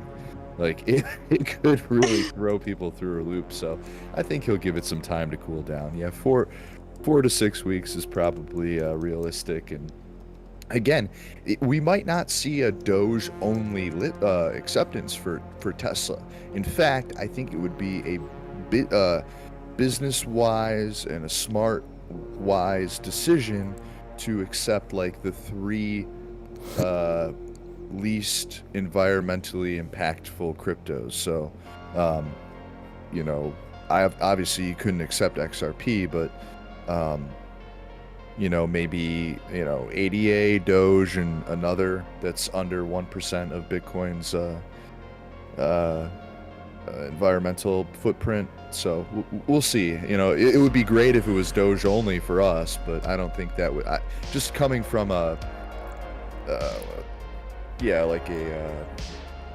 global, whatever they call that, where you have I can't remember the name for that term, but when you're publicity standpoint, global publicity standpoint, they'll probably announce like a few other cryptos that will be accepted due to environmental regulation. Right. Yeah, I think both of you gave really good answers there. Above Wall Street coming in again at $9.99. Thank you, Above Wall Street. We always appreciate your continued support of the program. Doge, #Doge for Tesla equals Elon throwing his own dev team into the mix. Yeah, interesting. Your thoughts, Nick? Yeah, well, obviously you talked to Russ the other night. Yep. I love the fact that the Doge devs turned down a direct influx of cash to support their development, but they didn't turn down the opportunity to use some of Elon's technical resources. And I think that is almost that I can tell you that is a million times more valuable than money. I often refer to the people who work as on the Doge, the dev team, and the people who code for us as digital wizards. And this is really what they are. They are digital electronic wizards, and no one has the best wizards in the world than Elon. He has access to some of the smartest minds in the internet and the tech space. So to be able to have access to just the computing power that he owns and the resources that he is able to access and the minds that he employs, that is a huge asset, and I can see that becoming extremely powerful to the Doge development team. Yeah. I agree. Someone asking you guys, if you're directing questions to me, Stephen Steele, about taxes and taxable events and the details of them, I'm not the guy. I'm just not the guy. I'm happy to have guests on here, and I do have regular guests on here. And Nick is definitely better at fielding taxation questions than I am. But maybe you could try asking Nick. But if you're adding me on those questions, I'm telling you, I'm not the guy. I hand it all over to my CPA, who has lots of experience with crypto, and literally, I just provide all my receipts and all of my taxable write-offs to him, and he just takes it from there, honestly. So Beef Supreme coming in at the $12.69, of course, $12.69 super chat. Thank you, Beef Supreme. Really appreciate it, man. Steel Ballz is the future of YouTube. Nick, I think whether we like it or not, our names are kind of really lend themselves to a lot of these over the top kind of titles and stuff like that. I just don't think there's any getting away from it from here on out. I never thought I would be co-hosting a podcast with someone who has that as their last name, but here we are again. The simulation every day doesn't surprise me. Yeah, I know, and the puns really write themselves, guys. I mean, I get it. So thank you, Beef Supreme. Really appreciate it. It's pretty interesting here. How we've seen just the Bitcoin maximalists freak out. I was in one of David G's. I was one of the speakers at one of David G's Twitter Spaces earlier today, and it kind of they brought on a Bitcoin maximalist, and the tone was heavily implied to us that we had to behave and not lay into him too hard, and Can I talk smack about him tonight? Yeah, you can. So I was quiet for most of the time, but then I finally piped in and I just said, because he was saying that there's no development on Doge and this kind of nonsense, and I said, I literally had a 2-hour conversation last night with the most significant developer and contributor to code that Dogecoin has ever had, and he's been tied to them since 2013. So you're really talking to the wrong guy about this. And then I went into the details of the sorts of development aspects that have been improved on and expounded on over the years. And then I just kind of set him straight as best as I could there. He didn't have a whole lot to say, and then David said that's enough. And then I had to go. I had to go shortly after that to take care of other things. But I heard it really kind of got ugly after I left. Did you hear any of that? Yeah, I did. I was there for a little while, and then I decided to get out as well. I actually offered to speak on that panel. I'm glad that I actually wasn't allowed to, because I found something interesting out about that particular Bitcoin maximalist that they had on. He stole money from his girlfriend, unbeknownst to her, to buy Bitcoin. What a piece of work this guy is. Yeah. I took a look at him too, by the way. Bit of a pencil neck. Mm-hmm. Yeah, so just unbelievable that you're gonna tweet. He put this. This is a tweet he put out. I took money from my girlfriend without her knowing to buy Bitcoin. She'll thank me later. Are you out of your mind? Like, bro, this is how desperate you are to support, to be in Bitcoin. If my girlfriend found out that I took money from her, by the way, I would never. I don't need to take money from anybody, and especially not my girlfriend. You're out of you're out of your mind if you think I'm taking any money from my girl. I bought my girlfriend a platinum necklace the other day. That was $3,000. I ain't taking money from my girlfriend. Get the hell out of here. Anyway, and then this guy goes on. Oh, the Bitcoin community is known for its altruism. Yeah, clearly. Yeah, I call them out on that one. What a piece of work. What a piece of work this guy is. Jesus.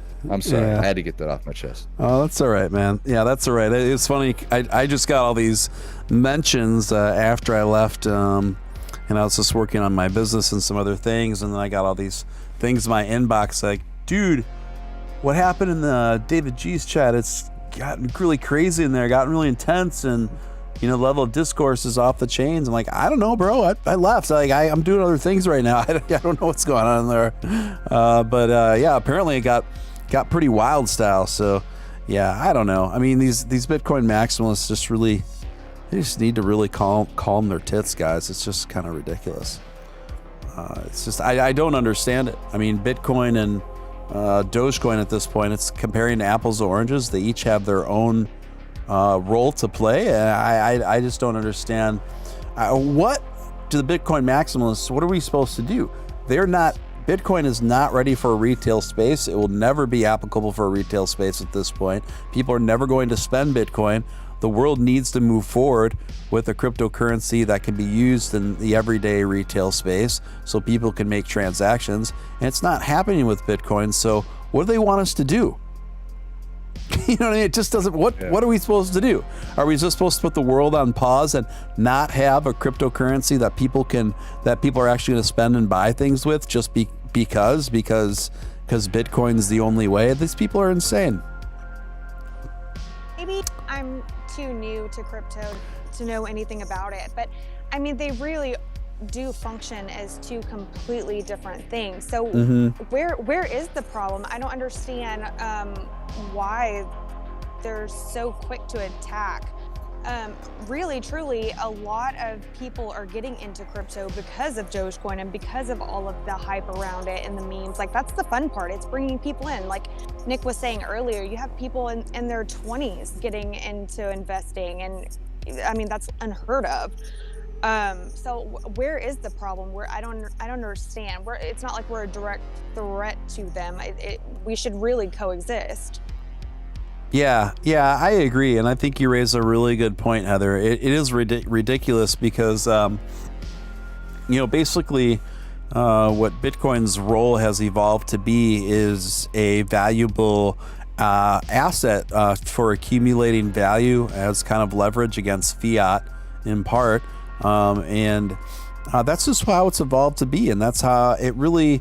I really don't see it breaking out of that role due to its hard limited cap and how long it's been around. That's not changing. And so the world needs to move on and find a cryptocurrency that people are going to spend, that people can buy things with, that business owners can capitalize on as we evolve into this new frontier of digital currency. And Bitcoin cannot offer that. It can't offer that. It has a very limited cap, and there's going to be a day in the future where no more Bitcoin can be made. They're going to be all out of them.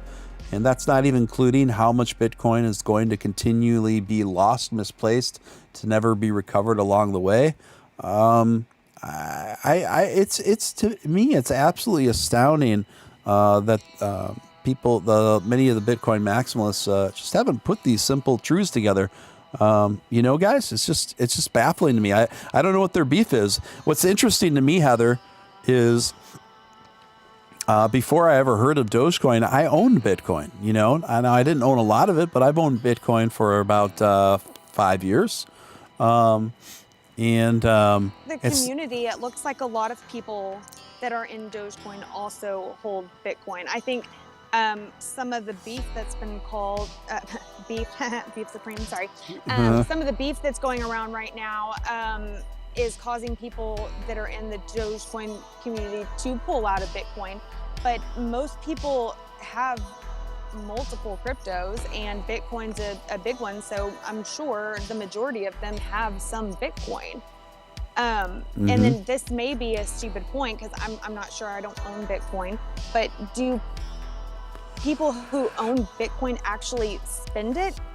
Because if you have an asset like that, I mean, you would think you would want to hold it. You wouldn't want to let it go.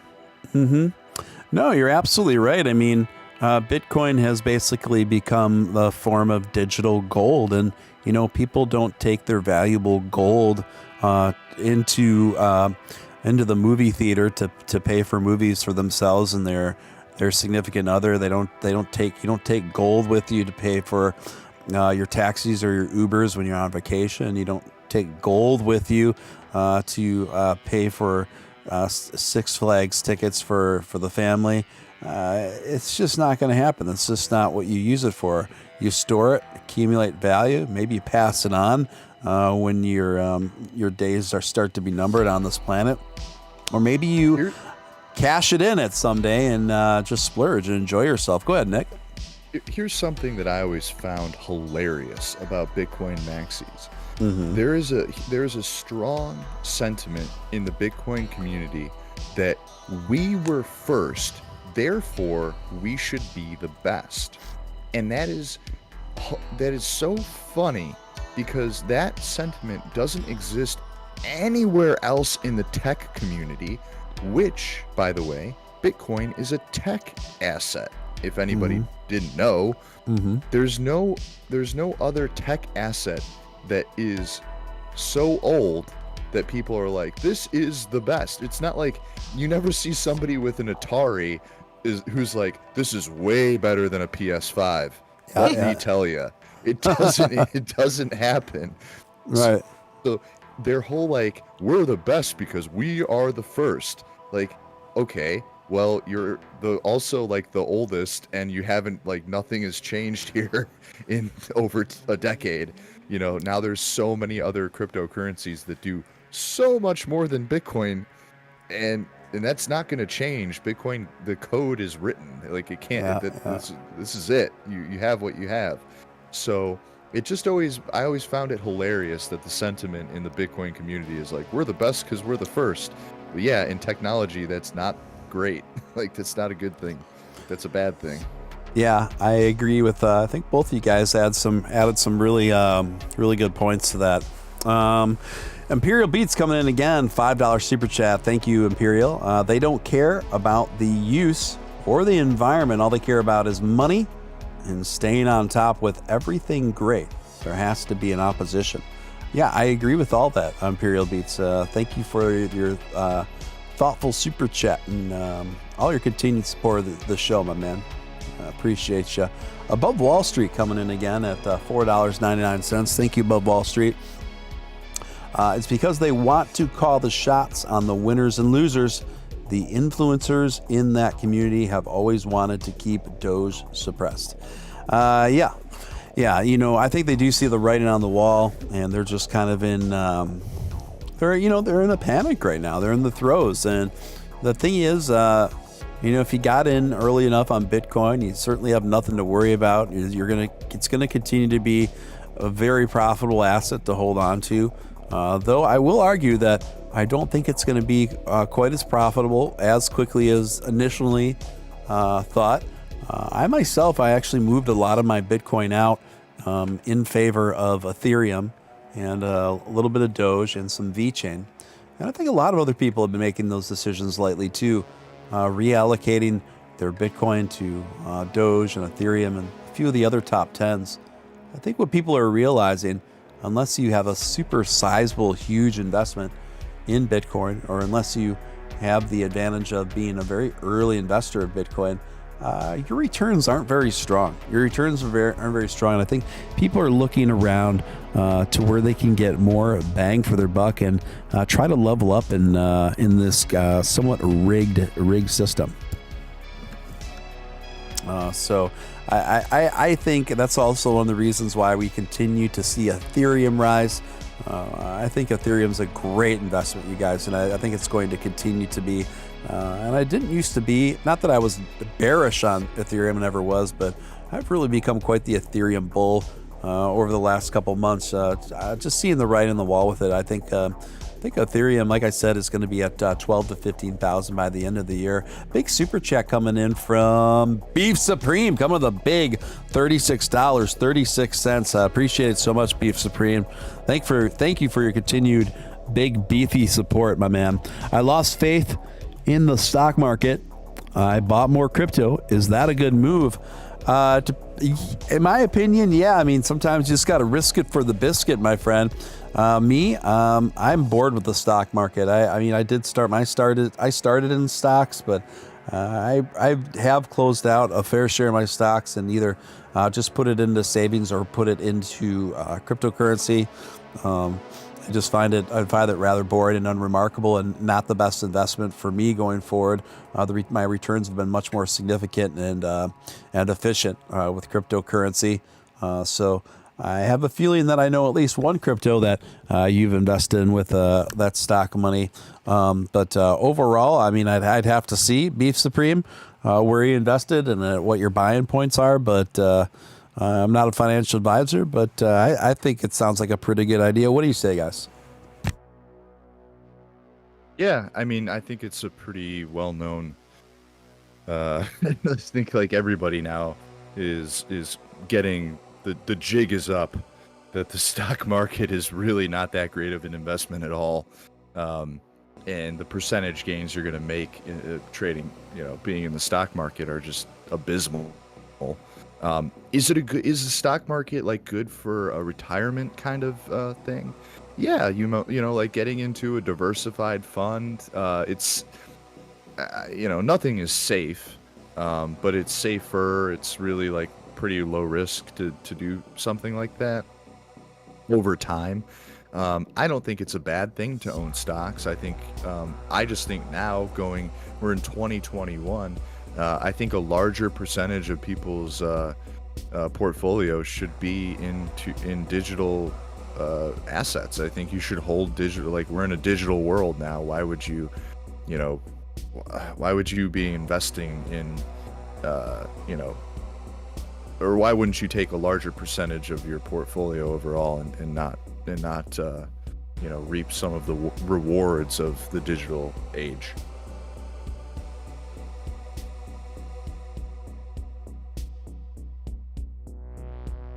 Did I drop? Sorry, I was muted. There's my mute for the night, guys. There's my official mute for the night. I said thank. I said thank. I flagged my Discord. Yep, no, we're good. I said great thoughts there, Nick. And I said, Heather, do you have any thoughts on this? I'm on the younger side. So I actually have never invested in stocks. I work for a smaller business, and so they don't offer any kind of, retirement options or anything like that.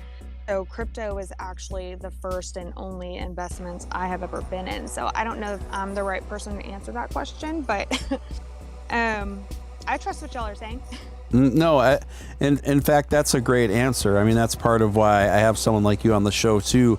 I definitely want to have people that have come into the space from different places. I think because Heather, you are representative of a lot of Dogecoin investors, and I think it's important for you to have a voice in the mix on here, especially since when I look at the demographical breakdowns of this show, you usually with the crypto related, anything kind of crypto related, content creators usually only average about 5 to 6% female audience, and my audience is close to 19-20% females. So that may not sound.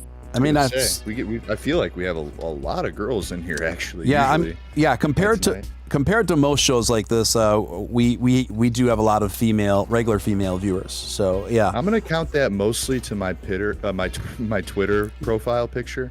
But okay, who knows really? It'd more likely be yours than mine, my friend. Who else is coming in on the super chat? Did I miss any here? Alex C. Thank you, Alex. Appreciate it, man. Coming in at $4.99. Bitcoin reminds me of the Ford Excursion dinosaur. Meanwhile, Doge is slimming the weight. Thanks, Elon. Got it. Thank you, Alex. Appreciate your thoughts and your support of the show. Above Wall Street coming in again, $4.99. Bitcoin is the BlackBerry. Doge is the iPhone. So we're getting some very apt analogies coming in here via Super Chat. I think that one's pretty good too. Bitcoin does seem to be a bit of a BlackBerry, and that's kind of what Nick was touching on just a short time ago. Let me see here. Let me refresh the chart, make sure we are getting things up to date there. I'm actually going to pop on over to a Binance chart just to get some more detail, get some of those green and red weenies, some little bit more of some detailed charting, do some close-ups here. as we're riding right around 53 cents. I think we're trading sideways at a really good level here, guys. And just a reminder, if you are new to this channel, I just want to personally welcome you. This is Steven Steele. You're listening to Doge After Dark, and we're just having a great time here, just moving and grooving along into the night. And if you're new, please feel free to subscribe, hit that notification bell, join the Crypto Vampire set here on Steven Steele Live. We're having a lot of fun, and we are expanding rapidly with each and every day, and would love to have you along with us for the inevitable ride to the moon and beyond. Don't forget to hit that notification bell, and if you haven't hit that thumbs up, smash it immediately, folks. And if you feel compelled to super chat throughout the show, like some of you have been, that's hugely appreciated for the time and efforts. My guests tonight have been Nick Ballz and Heather G, aka Honestly Doge, from Texas.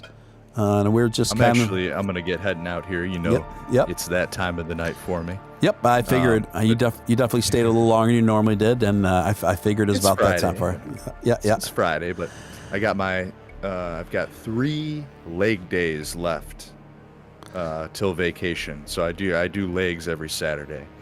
And they are getting increasingly more uncomfortable. I hate when I lose weight and I get like really shredded. Legs are absolutely the worst. I normally love training legs, but man, when you don't have fat, it is not fun. Legs are the worst. Well, so tomorrow morning. Okay, man. Well, good luck with that, and just try to get in shape, will you, Nick? I'm trying. You know what? I'm doing my best. It's tough. Slacking over there. Yeah. All right, thank you Nick. so much, guys. Thanks for having me on. Yeah, thanks again, buddy. Catch you tomorrow. Okay, we'll talk to you. Check in with you tomorrow, my friend. See you guys. Nice talking to you, Heather. All right, have a good night. See you, Steven. Yeah, later, man. Nick Ballz, ladies and gentlemen, headed out. Nick's a very disciplined man on a very rigid schedule. Long time bodybuilder, fitness competitor, and to do that kind of thing. I have a few friends like Nick over the years, and they're always. It's a very structured thing. It takes an incredible amount of discipline. I've been always more of like the Heather. I've been always more of like the moderate fitness guy. I've never been like a fitness freak, but I've always like I go to the gym, but I'm more of a moderate. Like if I miss a few days, I don't freak out.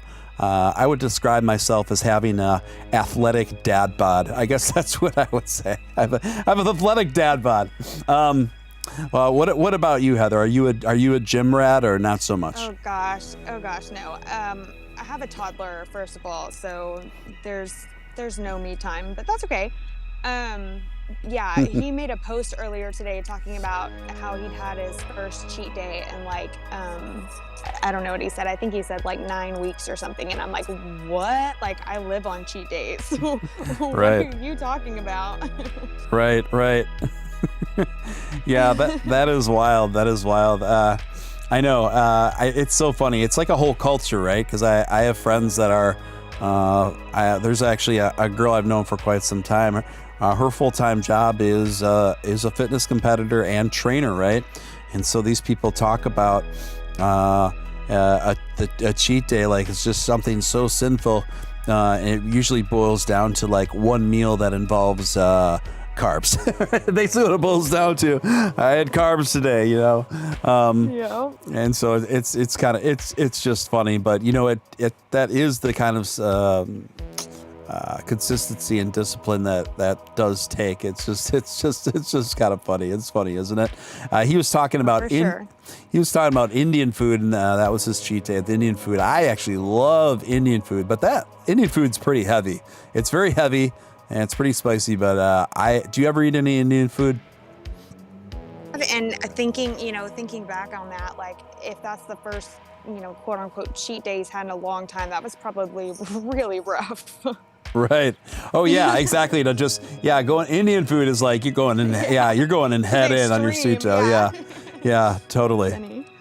Yeah. What is your favorite cuisine, Heather? You know what? I love food. Yeah.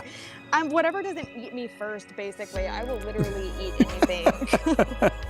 So you're not one of these gals like, you know, when you and your husband and go out or whatever, or when you were single and you were going on dates, you weren't the salad girl on the date.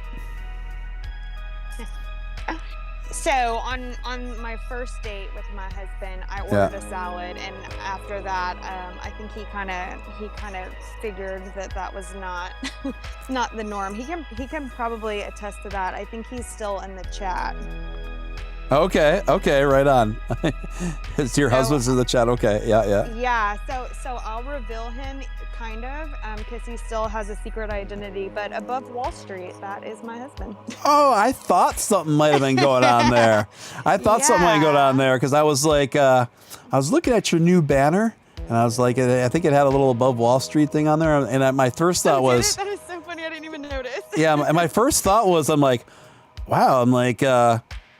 Well, that was really nice of Above Wall Street to make a banner for one of my regular rotating guests, and then I thought, I'm like, wait a minute, I think that might be a little too much of a coincidence, but I wasn't 100% sure. So that is so great. Funny. What a small world, because before I even messaged you about being one of my rotating panelists, Above Wall Street was dialed into this show, as you know. So Above Wall Street was already contributing and watching and contributing to this show, and then I happened to come across you because I'm basically a very keen scout. You know what I mean? When I know what I'm looking for, pretty specific about the vibe and the lineup and the people I want to bring in here. And so that's when I messaged you about this. So that is hilarious. That's funny. And now it all makes sense. It all makes sense. So, yeah, that's hilarious. That is hilarious. Above Wall Street says, oops. So how long have you and Above Wall Street been married? We have been married for 7 years now, together for 11. Okay. Wow. Okay. Yeah. And are you still in your 20s, Heather? Or the early 30s? Sorta. Okay. No, I'm 31. Okay, yeah, that's okay.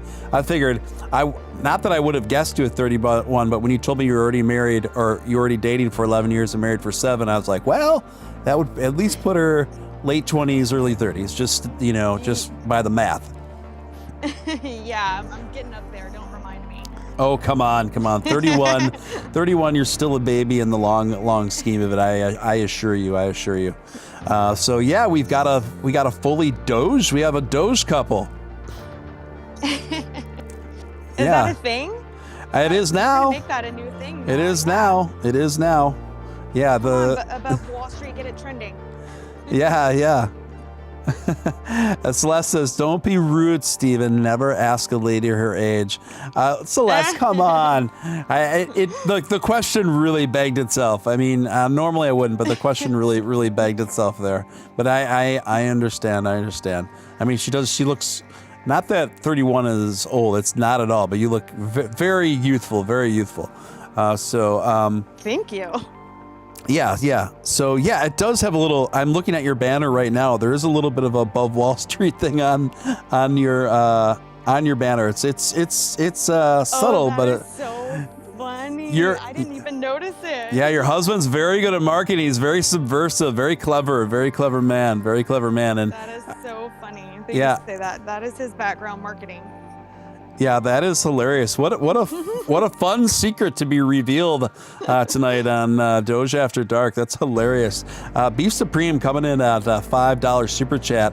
Surge it above Wall Street life. So Beef Supreme coming in with the big surge, the big beef, big Doge energy that we all have come to love. Approves of Above Wall Street, is a fan, and surge Above Wall Street. Guys, sure, why not? I'm going to put Above Wall Street's Earl in the chat. And you guys, you got to understand, I I turn down sponsorships every day. I could be making a lot more money than I do now, but most of the time they're not sponsorships I would feel good about, because they're usually coins that I just find questionable, from products that I find questionable, and I'm not gonna put my name out there like that. But above Wall Street, this guy, he makes quality Doge clothing and gear, from hats to t-shirts to swimsuits to beach towels and hoodies and accessories for men and women. And of course it's like the perfect collaboration for a show like this. And this kind of an unofficial sponsorship I feel good about. So I'm going to put in Above Wall Street in the chat there in case you guys want to check them out. Let's see. Nick is gone. So Rat Rex, how do you keep your password key safe? Yeah. So Nick is gone. And someone's asking Celeste her age. I bet Celeste is gonna slap you down. I think I just saw a comment come through where she said not to ask a woman her age. Yep.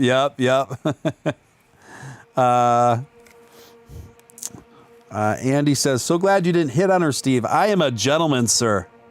I am a gentleman. I am not an animal.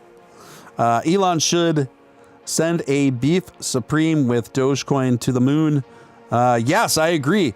Beef supreme should go on Elon's first excursion to the moon. Even more so, beef supreme should go on one of Elon's first flights, first human excursions to Mars. I think we nominate Beef Supreme for that. I think Beef Supreme's the ultimate American. We got to put Beef Supreme on one of those missions. The Mission to Mars with Beef Supreme. That's a great movie title right there. I love it. Yeah. So this is kind of funny. The founder and CEO of ASS Coin, and the reason why I'm saying it that way is because I learned on my last stream when I talked about this coin, it demonetized me. So ASS Coin, she just tweeted out that she messaged me this earlier today, because her and I have been talking a bit more frequently, and she told me, she says, I'll get back to you later. I'm about to get a tattoo with Riff Raff.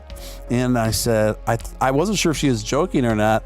And she just posted pictures of it. Here, I'm just going to bring this up on the screen because it's kind of ridiculous. So just give me a moment, gang. Because no description can really do this justice. So I'm just going to patch it through on the screen.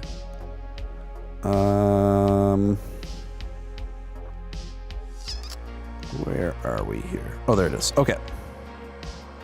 So here she is. She just posted pictures to her adventure today. So there she is. Her name's Liv, and she's the founder and developer of ASS Coin. And she's a pretty interesting story. So here she is. And then there's Riff Raff giving her a tattoo. And then look at her tattoo, guys. So there she did it. She put ASS on her lip.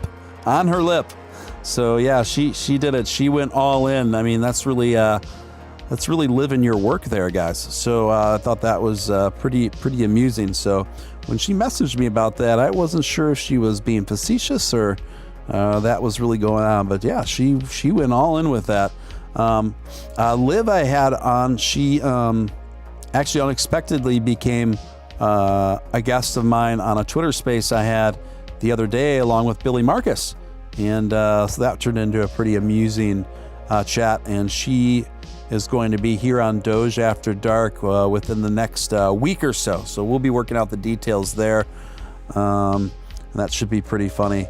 How old is Steven? Oh man, I actually don't reveal my age, but I think you guys can.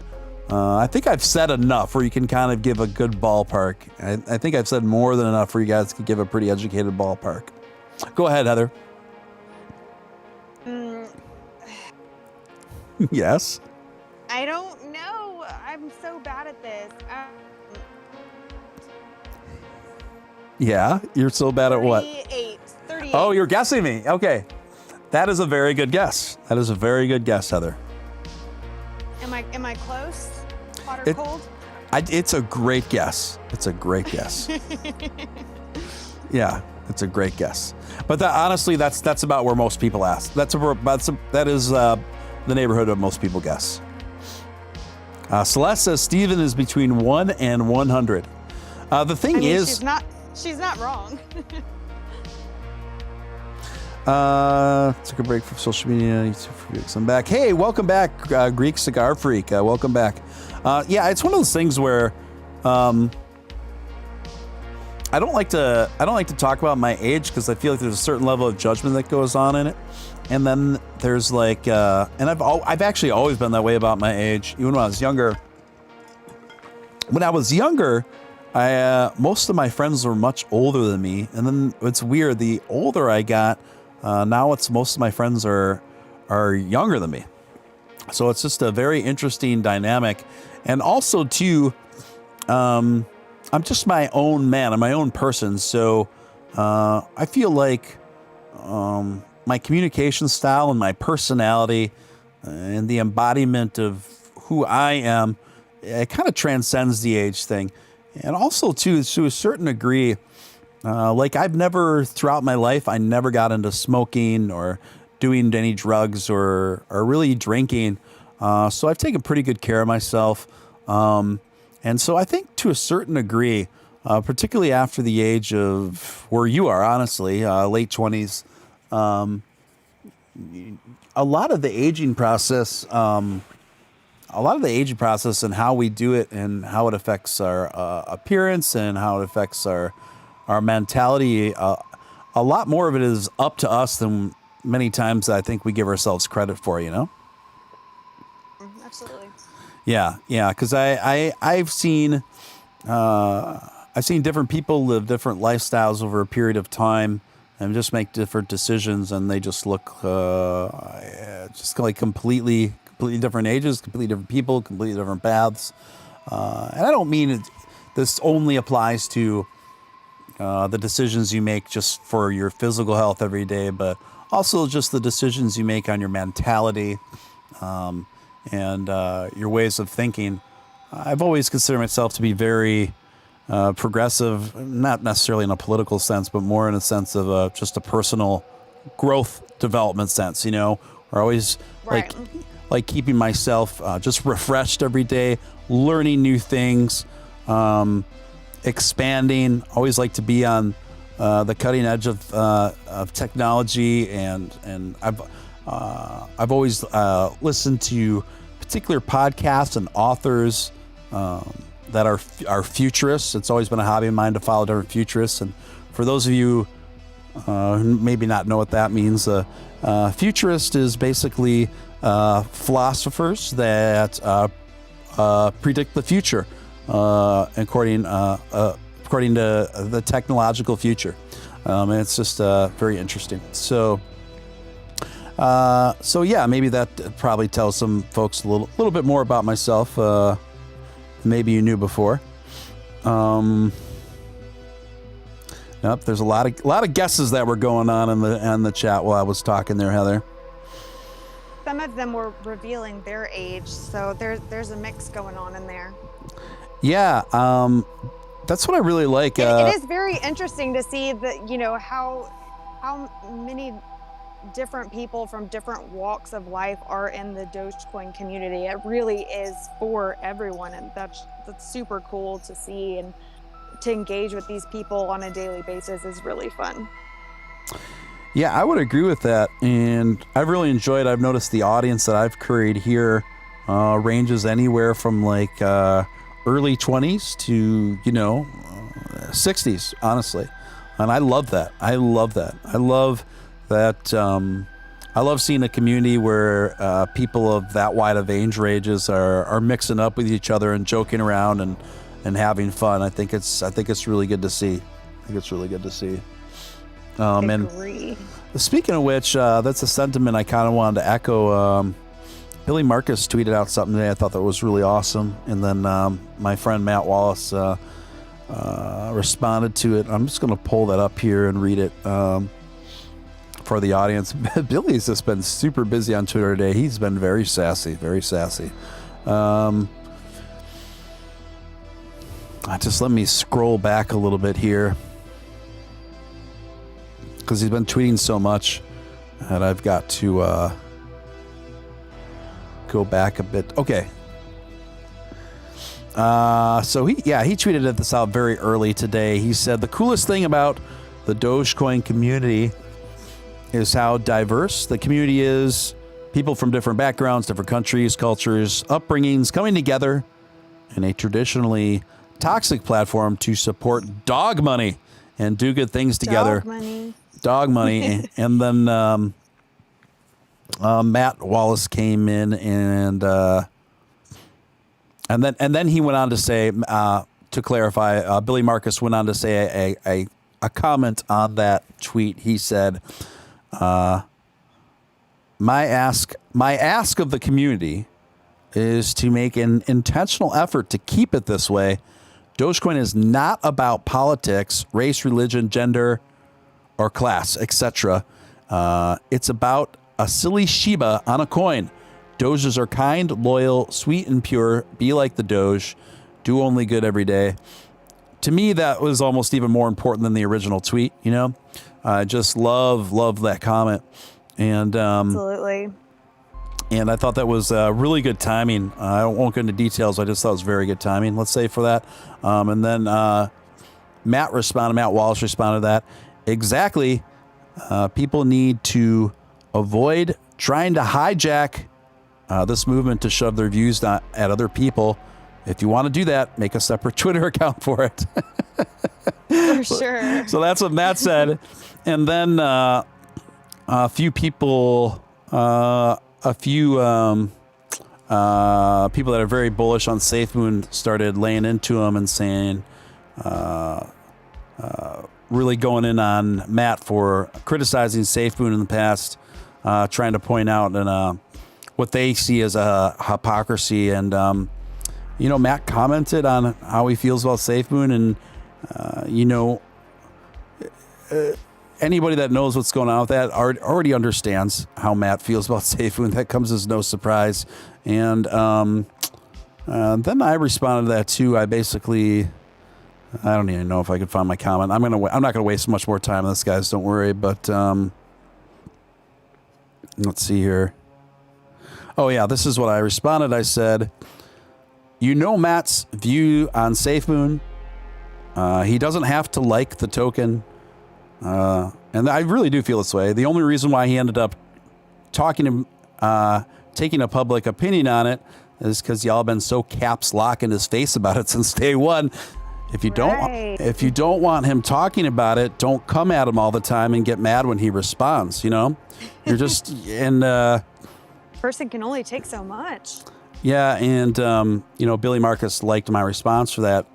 It's one of those things where. Beef Supreme coming in again. Sorry to neglect you there, Beef Supreme. Beef Supreme coming in with a big beefy super chat, $12.69. Awesome, Beef Supreme. Thank you so much for that.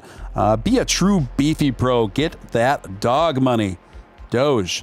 Yes, absolutely. And Mr. Frodo coming in. Not fair. She told you her age. Well, you have a point there.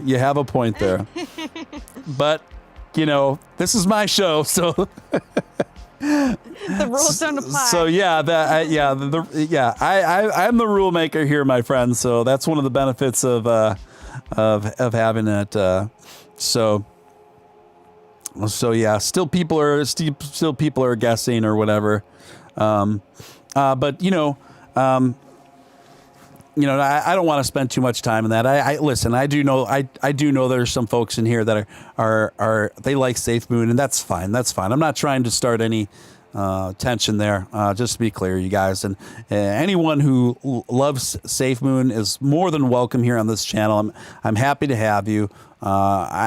You guys know that it's not my favorite, and that's fine. We don't all have to agree on SafeMoon. It's okay. It's okay. You guys that are into it are welcome here. But I think Matt raised a good point before that, unrelated to SafeMoon, because I'm not going to go into too much detail about this, guys, and Heather, but I was a speaker on one of the Twitter spaces that had a lot of people in it a couple days ago, and some of the panelists were, gosh, I have to be a little bit careful when I approach this one, but the conversation kind of evolved into this thing where some of the speakers were talking about making separate, dedicated Doge live Twitter spaces with only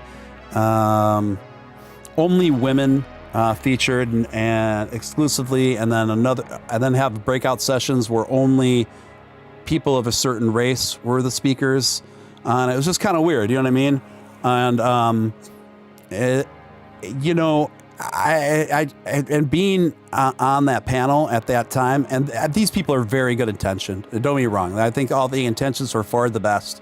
But I kind of started seeing this thing kind of evolve unintentionally in a place where I was like, I'm just not sure this is the way, guys. I'm just not sure this is the way. So I did tweet out something kind of addressing that, where I said, politicizing Doge and focusing on people's immutable characteristics, it's just not my thing. So many times it involves good intentions, but, I think a lot of people entered this scene, in part anyway, to kind of get away from all that, And so I think that's absolutely true. Yeah, I'm glad you think so. I don't treat people special based on immutable characteristics, because I respect people for their own intelligence, individual intelligence, and agency. What do you say, Heather? Absolutely. I think that we live in a world where it's so easy to group people together, but it comes down to the individual and who they are and what they can offer and what you can offer them. I think. Yeah, well stated. Let me catch up on some super chats here. Make sure I didn't miss anyone. Christopher Earl, thank you so much. Coming with a $5 super chat. Steve Supreme, I like that. I've never heard that before. Steve Supreme. They're just merging you with everyone, huh? Yeah, funny. I know. They're just hybriding my name with Nick, hybriding my name with Beef Supreme. Steve Supreme is really funny, though. I'm actually surprised nobody thought of that one before. That one's like so obvious, but you wouldn't have thought of it until someone said it, and someone finally thought of it and said it. So thank you, Chris. Appreciate that. Tyler Davis coming in $1.99 super chat with hashtag Beef Supreme After Dark. I like that. So that's merging Beef Supreme with the name of the show. Then your husband, now that I can say that, coming in with a $9.99 super chat above Wall Street. Thank you, sir. Hashtag Doge After Dark. Free hat giveaway live on Twitter. Ends at the end of the stream. Awesome. Yeah. So Above Wall Street giving away a free hat live on Twitter. At the end of the stream, a winner will be announced. Awesome. Thank you. Thank you, Above Wall Street. This is just a super two random things that kind of collided together. I think it's just so coincidental that, I asked you to be a part of the show, and your husband was already a fan of the show and a supporter of the show. It's just two random things that just kind of happened. That's so funny. Yeah, it is really, really wild. So, yeah, keep an eye. And, guys, feel free to give Above Wall Street a follow over there. on the Twitter sphere. Thank you, Christopher. Thank you, Tyler Davis. Thank you, Above Wall Street. Appreciate you guys.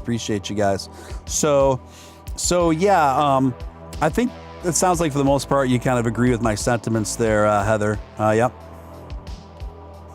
Absolutely. Yeah, and so it was good to see Billy kind of follow things up with that.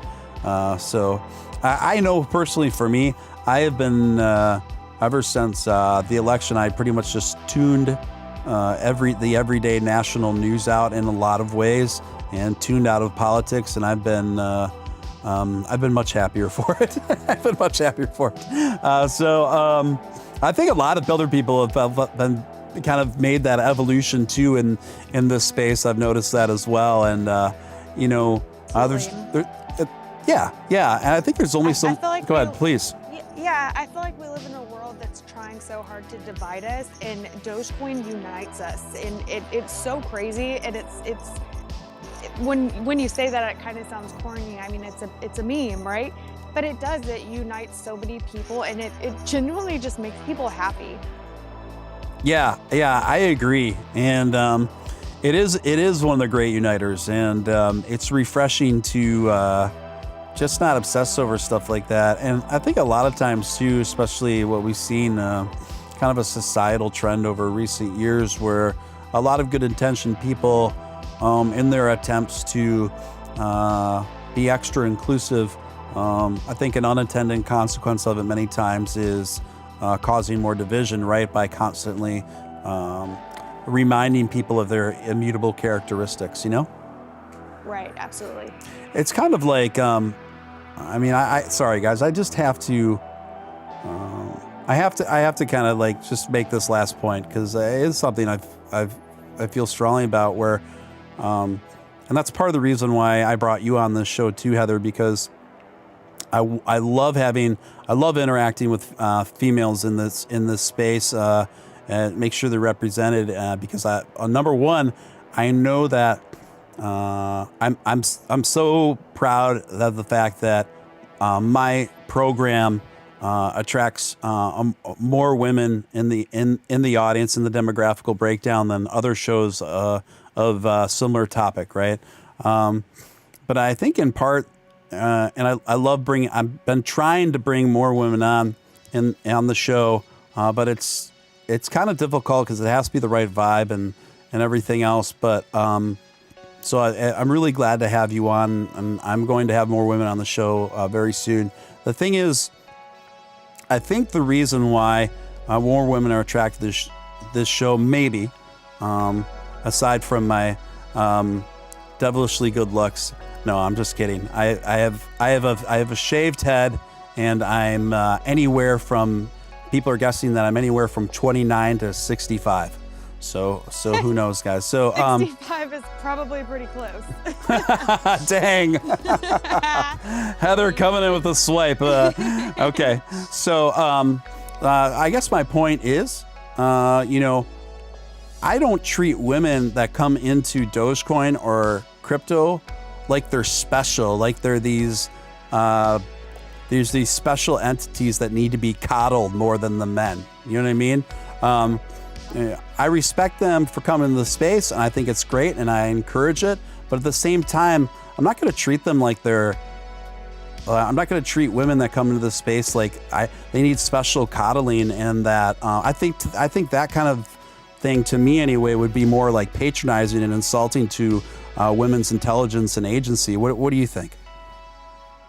I can agree with that. I appreciate you inviting me on. I know I'm not the most knowledgeable person on crypto, and I'm not the smartest person in the room, but it's good fun, and I appreciate it. And I think you're right. I think that we shouldn't do that for anybody, not just women, but I mean, in general, I think that everybody should just, be treated like the next. You know what I mean? Yeah, it's kind of weird. It's kind of like, I don't know. It'd be like, what if it was like the men of crypto? The men. It's just kind of like, right. The this of crypto, the that. You could just start breaking up into all these groups. Out to get with you. Yeah. It's kind of like, my favorite women in crypto are women that don't feel the need to make just like this huge deal that they're women, you know, in crypto. They're just like, I love crypto, I love Doge, and that's it. You know what I mean? Like, cool, Right. great. You're in this space. Like, I'm not going to treat you like you're some like super special low IQ person where I'm like, oh, that's so special. That's so awesome. Let me, you know what I mean? Like, I respect your age. So Go you're ahead. saying you're not going to treat me like I'm, you know, women's gift to Doge? I'm really upset about that. How could you? Well, I definitely think you're a gift to Doge. Okay, so, but Totally kidding. one of the reasons why I feel like I'm very good at reading people, even people I haven't met yet, even people through social media. And one of the reasons why I scouted you out, Heather, because you struck me as a woman of a strong woman of independence and agency, but that didn't need to be coddled, and it didn't make a big deal out of the fact that you are a woman in Doge. You're just someone in Doge that happens to be a woman, and you're enthusiastic about it. Am I right? Absolutely. I think you nailed it. That's pretty much it. Yeah. Anyway, Celeste says, but I'm special. Now simp for me. You know, Celeste, I'm sure you have plenty of simps out there if you just gave them the chance. But I think they're just very intimidated by you. You're such a epic figure within this community. So I'm sure, Celeste, if you gave them the platform and opportunity to simp for you, they would gladly do so, Celeste. Stephen looks 38, 36, 38. That's what most people guess. That's what most people guess around there. Stephen, can you have the Dogecoin rap song as your intro? Dog money. I love that song, you guys. I love that song. The thing is, I would get a copyright strike quicker than you could say anything. It's just how it is. YouTube terms of service are very, very strict about such things. So that's why to be a successful YouTube channel, you got to watch it. Make sure you don't say too many naughty words. You got to make sure all your music is copyright free. You got to make sure that even all your visuals are copyright free. So that takes a lot of work. It takes a lot of work to not only curate all that stuff to make sure it's copyright free, but it takes even more work to curate stuff that, for me, I'm so particular, obviously, about my aesthetics. So then I had to comb through tons and tons of visuals and music to find stuff that I thought would match the vibe that I was going for, that I actually genuinely liked. But it took a lot of time, but it worked out. Steven Steele was with Fergie. Oh, you were here for that episode. Yes, my Fergie story. Yes.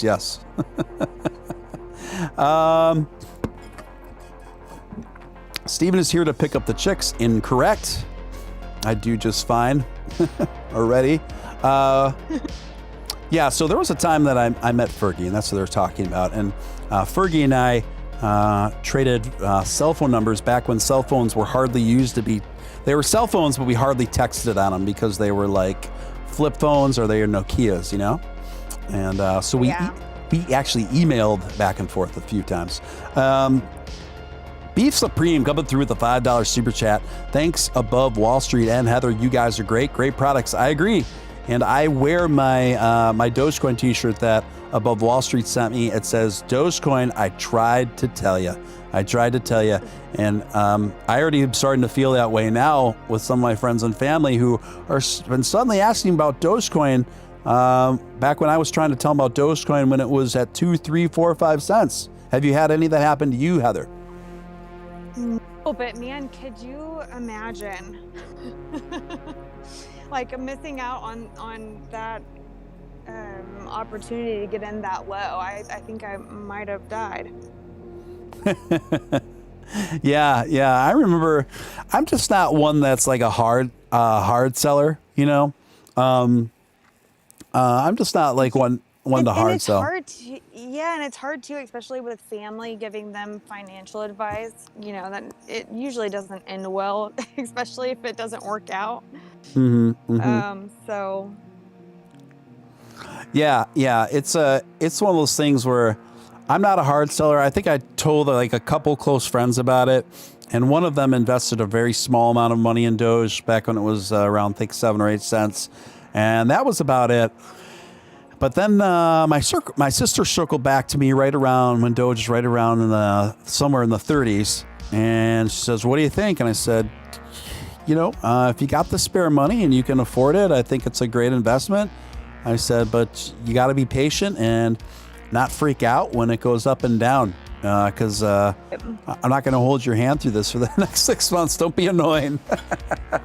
So she did invest, and she was a bit annoying for the first week, but then she recalibrated, and now she's getting the hang of it, where she doesn't freak out every time. Now she's kind of getting the flow, knows it's part of the cycle, and it's going to come back up, and it's you just gotta be a holder. That's where the money's made. Right. The money's made as a holder, not just this quick, easy thing. If it was easy, everybody would be wealthy off of crypto. Stephen Steele, I've seen so much of that. I take multiple messages a day with interested friends, family. Same folks I told months ago. Yes, it can be very laborious. In some ways, that's why I don't tell a lot of friends and family. I have a lot of discussions about this because I don't want them to hassle me all the time about it, right? All of a sudden, they invest money and then they're going to, it's down today. And then you got to you have people hitting you up, asking you to justify the investment, right? It's just you make up your own mind. If you want to invest, you want to invest. If you don't, you don't. But don't make me be responsible for your decisions. Yeah. Go ahead. Sorry. Go ahead. No, go ahead. Christopher Earl coming in with a $5 super chat. Steve Supreme doesn't need Dogecoin to get people he's attracted to. Thank you, sir. Thank you, sir. That is 100% spot on. I feel like I should pin that comment to the top of the chat. So the few of you guys who are saying otherwise in the chat, you can eat a what. Doge is life. I agree, Beef Supreme. I agree, Beef Supreme. Black shirt with white Doge after dark. Okay, guys, this is a good question, and I want your I especially want your feedback too, Heather, because I want to make some. I was thinking about. I think things are. I've been getting enough requests now for making some merch. Right, the channel's just growing. I think big enough now to maybe justify it. So I want to make t-shirts and maybe a hoodie. I'm thinking about making a t-shirt for men and a t-shirt for women with a women's cut and maybe a hooded sweatshirt, but I'm not sure what to make. If I should make a Doge After Dark gear or Steven Steele Live logo gear. And I don't know. What do you think, Heather? I mean, why couldn't you do both? I like both of them. I think the Doge After Dark is the hashtag you tend to post, but Steven's Still Alive is the name of the show. Right. I think I like the Doge After Dark. I think I like that one better, but yeah, I think you could get away with both of them. Yeah, I think you're right. Maybe Doge After Dark has a little more of a ring to it, Mm-hmm. Maybe I could have both. Maybe I could find a way to. Sorry guys, I'm just adjusting the chart for the Jumbotron here. So just bear with me. If you're wondering, if you're getting a little dizzy, just hang in there, my friends. It'll be gosh darn it. It's really just having a hard time getting the market value in with the candles. And I think a lot of people are coming up with some really good combinations for the steel balls. So that's always an option. I agree. You can put steel Doge balls or something where people know what you're talking about. Maybe. Yeah, maybe I could just do Doge After Dark. There we go, guys. The chart's finally where it needs to be. Doge After Dark. Maybe Doge After Dark with Steven Steele. There you go. You can Yeah. just combine it into one. How does that sound? I mean, do you guys think it's good? Doge After Dark with Steven Steele, maybe? Maybe the Doge After Dark and the Doge After Dark font that you guys usually see on the thumbnails, but with Steven Steele in the Steven Steele writing. Tracy McDonald coming in with a $2 super chat. She says, Steel Knights. I like that. I like that. Thank you, Tracy. Thank you for the super chat. So people are saying hoodies all day. Definitely some hoodies.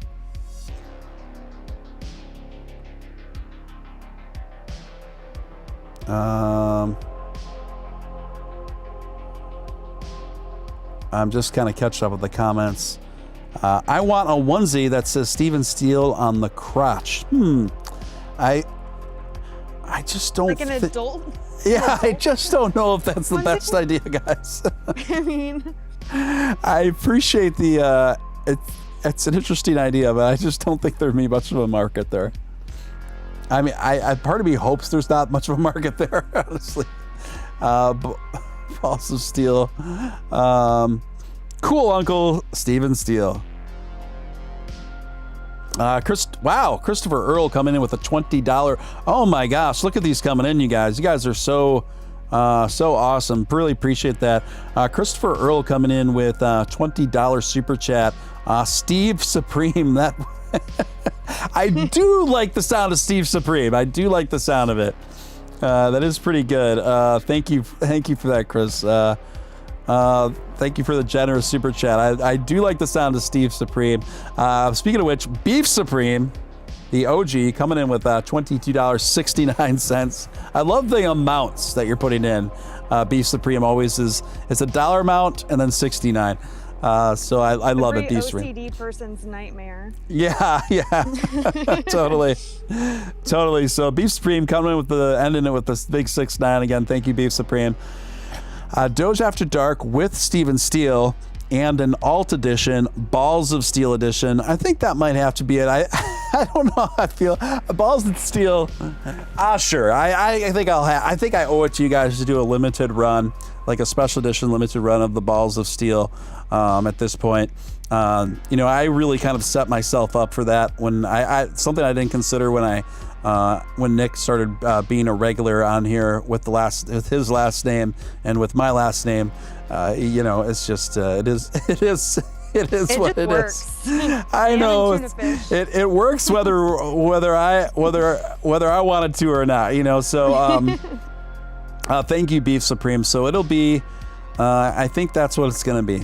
It's gonna be Doge After Dark with Steven Steele, and then we'll do like a limited run. A special edition limited run of Ballz of Steel, and we'll do men's t-shirts, we'll do women's t-shirts, so they'll be for women they'll be more fitted accordingly, and then we'll do hoodies, which are basically unisex. So then we'll do like a zip-up hoodie. I only like zip-up hoodies personally, so we'll do a zip-up hoodie with Doge After Dark with Steven Steele. So I will look into that. See if I can get a good deal on that stuff and get those made and set up something online to make purchasing easy for folks. But I've been getting enough requests about it now where I think it finally makes sense. So yeah, guys, look at this pattern in the charting. It's like up, down, super consistent. It doesn't get much more even than that.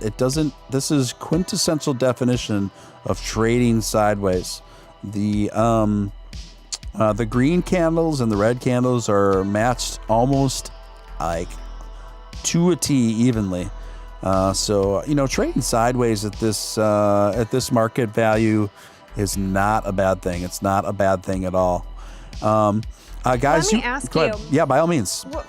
What do you think? I mean, obviously we're not done with the Bitcoin and the shorts and the berries of the world.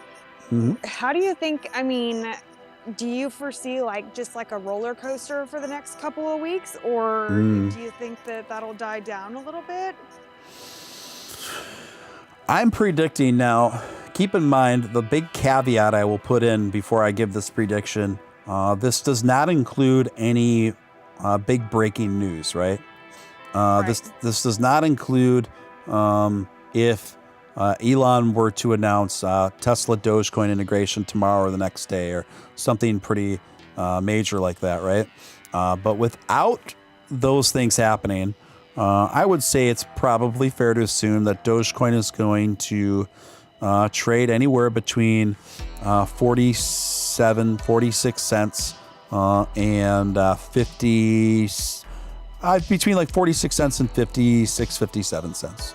I see it trading sideways between that 10-cent margin for weeks until major announcements come through that would alter that and level it up to a new floor. So things have kind of slowed down. Like I thought, it looked like for a bit we were going to hit $1 within the month. I still think that's possible, but more unlikely now. But I still think it's possible. I don't want to take people's hope away and take the wind out of their sails. Don't be wrong. I still do think it's possible, but I certainly think it's more unlikely. What we saw happen with all the concerted effort to stop Doge in its tracks, the establishment during SNL, Heather, and the shorts and the Bitcoin maximalists, they all worked in tandem to stop Dogecoin that night. That was their intention. All over the forum boards and social media, their intention was to bury Dogecoin at down to 10 cents and under. And they thought that they thought they had a pretty good shot at doing that. So the fact that they didn't, not only did they not accomplish that, but that we were able to rebound pretty good, and now that we're trading strongly over 50 cents, is really testament to Dogecoin's loyal community and durability, and it just shows it's that it's here to stay, essentially, guys, and that these folks can't stop it. But they did slow it. They did slow it down though, because I mean we were coming up to 75 cents, you know, so they did set us back, but we're clawing back. We're clawing back. Let me catch up on a couple super chats here. Let's see. Erectile Reptile. Thank you again, Erectile Reptile, coming in at a $10 super chat. I would give $20 as usual, but I'm not smart and have all my money in Doge. That's funny. That's funny. Yeah, I feel the same way. Not smart, gave all my money in Doge. I definitely feel that way. Not a good idea, y'all. Fact. Here's the random fun fact, interesting fact for the day from Erectile Reptile. A cloud can weigh more than 1 million pounds. Is what? Oh, well, you've never been wrong about any of your facts so far, and you always put interesting ones in there. That is wild. Did you know that, Heather? No, I didn't, but it seems like it sounds so crazy that it can make sense. It's so crazy that it makes sense, and every weird fact that I've fact-checked that Erectile Reptile has passed along the show has been true. So I have no reason to believe that that's not been true, so that makes it... Again, Erectile Reptile, you taught us something we didn't know. You taught us something we didn't know. Go ahead. I've got to ask, is he like does he just like have a huge like knowledge of fun facts, or does he Google it before he puts it on there? I have no idea which. I just know that Erectile Reptile always super chats every time I'm on the air and always puts like a random crazy fact with every super chat. I love it. Yeah, but every one that I've checked checks out. You know what I mean? So, why don't I'm going to let you read this next super chat. I'm going to let you have one here. I don't even know if I can find it. Oh, are you not? You're not in front of a computer? It's okay if you're not. So I'm on my phone. I'm having to scroll. It's okay. It's okay. I didn't know if you also happen to be in front of a computer or not. It's okay. So Tracy McDonald comes in at $5, says, yes, zip up hoodies. So she says yes to the zip up hoodies. Living in Alaska, any given time of the year, hoodies are great. And zip up is a must after tearing my rotator cuff. Ooh, ouch, that can really hurt. The rotator cuff thing definitely takes a bit to heal up, but noted, my Alaskan friend. So Zip Up hoodies will definitely be in there. So guys, I'm going to work on getting Doge After Dark with Steven Steele hoodies and Doge After Dark with Steven Steele t-shirts for men and women, and then obviously the hoodies will be unisex. So watch out for that. I'm gonna get right on that. Janet says Heather nailed it 100%. So the people are loving you in here, Heather. They rave reviews for Heather, and I love them right back. Yeah. So yeah. What does the rest of the weekend hold for Doge? I'm not sure, guys. This is just a wild ride that we're just kind of tackling by the seat of our pants as we go along. But it's been really interesting. This is how this has evolved into almost a full-time job for me. I've had to kind of rearrange some of my business during the day and allocate some of my responsibilities to others to cover this full time. It's really been taking over a large chunk of my life, which is really interesting. If somebody a year ago would have told me a year later I would be spending a large chunk of my time reporting and covering dog money and and interviewing the CEO of ASS Coin, I would say they're on some serious drugs. Beef Supreme coming in with a $5 super chat. Ballz of Steel hoodies will change your life. Okay. Noted. Thank you. I noted. Thank you again, Beef Supreme, for all your super chats tonight, man. You're just killing it. Really appreciate it. Wassam says, Heather's voice is hot, Steven Steele. Behave, Wassam. Behave, my friend. Dogecoin tweet says, love this community. Yes, I agree. Dumb movie trailer idea. Steve says, iron deficient man. He broke his fingers trying to snap. That's a terrible idea. It's awful. That's why it's making me laugh, but it's really bad. So I don't know what else to cover right now, honestly. I know that it's probably likely that Elon usually always tweets late, you guys, over the weekend particularly. I think if I had to guess, I don't think he's a regular partaker of a certain recreational plant, but I think if I had to guess, it's like a once every 2 or 3 weeks kind of nighttime scenario for him. Judging by his tweeting habits. So sleep though? What's that? Does he sleep? So from everything I've seen him, because people do ask him this in interviews, and I think what happens is he sleeps in like a couple different shorter shifts. So I think he's one of these guys who'll sleep 3 hours at night and then 3 hours he'll take a 3-hour nap during the day at some point, And you know who else had sleeping habits like that was John F. Kennedy, our president. Wow. Yeah. So John F. Kennedy only slept about 6 hours in a 24-hour cycle, and he would sleep 3 hours at night. Then he'd be up the rest of the night working on stuff or doing things, and then he would take a nap in the afternoon. So pretty unconventional. I have a very unconventional sleeping schedule, but I sleep all at once. Steven Steele was the name of a porn star in the 80s. Is that true? That's probably true. That's probably true. I think I have heard that before. I'm not going to Google it. I was going to say, that seems like it's setting you up for something you might not want to see. Yeah, I'm definitely not going to Google it, but I'm sure it's true. I know I have that sort of name. I've been... that sentiment has been expressed to me before.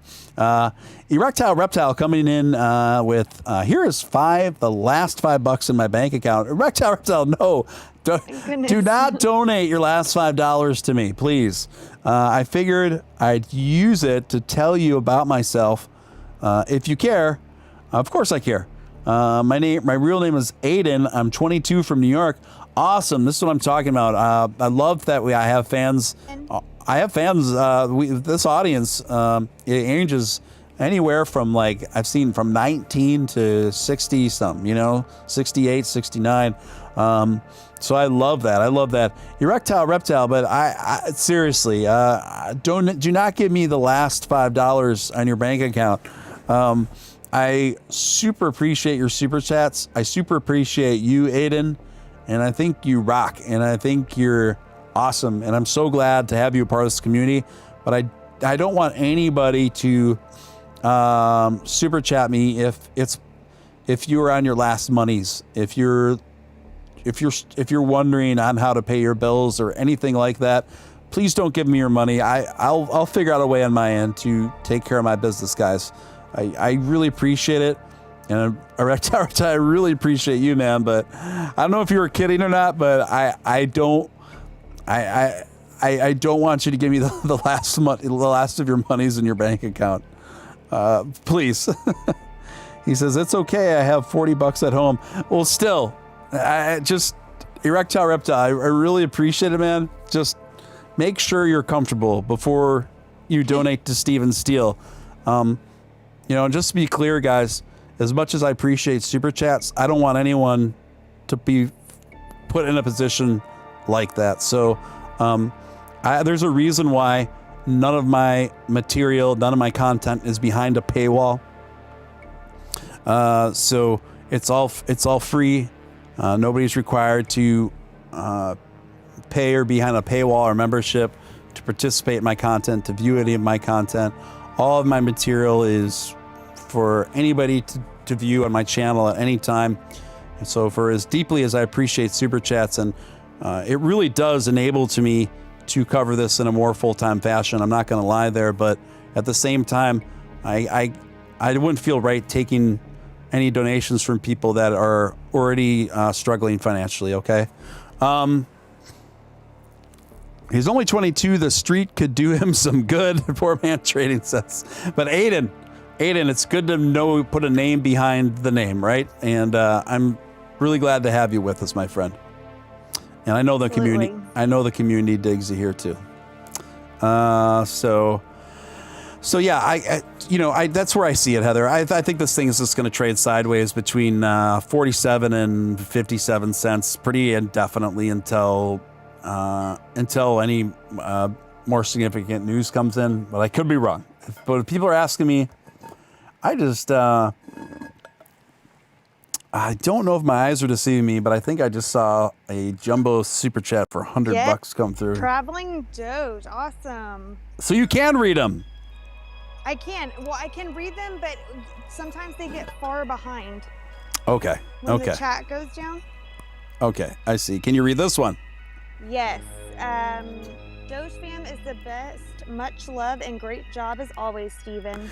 Traveling Doge, massive, my friend. Massive, my friend. Coming with a jumbo $100 super chat. That is absolutely huge for a smaller show like mine. I know it may not seem very small to some of you, this channel, but compared to my friends like Matt Wallace and Crypto Batman and Upshot, I'm the small guy. People always loop me in with those other three, but out of the major four Doge-centric content creators, I'm the small guy. I'm the small guy. I'm the uncle, the cool uncle, as some of you guys have been calling me. Yeah, I'm the small fry out of the four there. So thank you so much. That is that's very massive when something like that happens on this channel. So I really appreciate Traveling Doge. You've been so just phenomenal in your support of this show and of the Doge community. And you always bring a great vibe and with great words of encouragement. And I don't take that's a lot of money for people. I don't care who you are, and so I take that seriously, and I really appreciate it. It's very humbling. Thank you. Doge fam's the best. Much love. Great job as always. Thank you, my friend. Thank you, my friend. So wow, massive, absolutely massive. Thank you so much. Everybody, give it up for Traveling Doge. Rob Wall Street says, not for long, Steven Steele. Well, maybe you're right. We'll see. We'll see how it goes. Things have been expanding though. MD Hewitt, $5 super chat. Thank you, MD.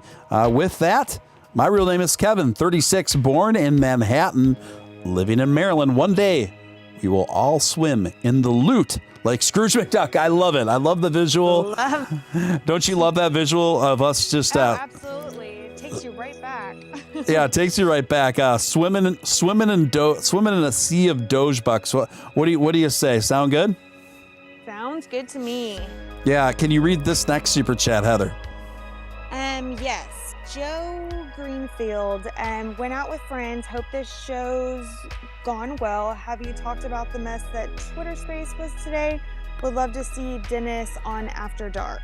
Okay, interesting. Yes, I was on that space that everyone's talking about, but I left before all the real drama hit, right? I had work to do. So I think Dennis is the Bitcoin maximalist that was the one stirring up a lot on there. And Dennis actually reached out to me and said that he would love to be on my show. I will have to feel that out. Because I have to just do a little bit more investigation on everything that transpired after I left, and just have to make sure that would be the right fit for this show. To be honest, I'm just not sure, because I'm not sure if a Bitcoin maxi would be the best. This would be the best space for a Bitcoin maximalist. Not because I'm against talking to someone with different perspectives on things, but at the same time, I feel like Twitter Spaces may be a better forum for rigorous debate. Whereas here, I really don't see Doge After Dark. And what I do over here is maybe the best venue for more contentious debate. I like to kind of keep a just more positive, upbeat vibe here. So I'm just not sure. I would be open to having Dennis in one of my Twitter Spaces and hosting something like that. So I think maybe that might be a better venue for that. But Joe Greenfield, it's always appreciated. You're definitely a stalwart supporter of the show and the Doge community. So thank you, Joe. Appreciate you, man. Appreciate the chat. Yeah, I agree. I agree, Joe. I just, I have to think about it. I have to carefully consider it because I know inevitably I would end up debating him. I just have to feel out his personality more. I just got to make sure I just have to make sure it's the right vibe, the right fit.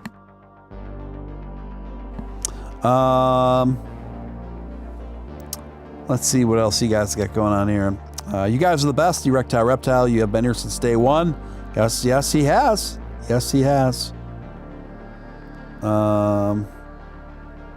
Yeah, I agree with that.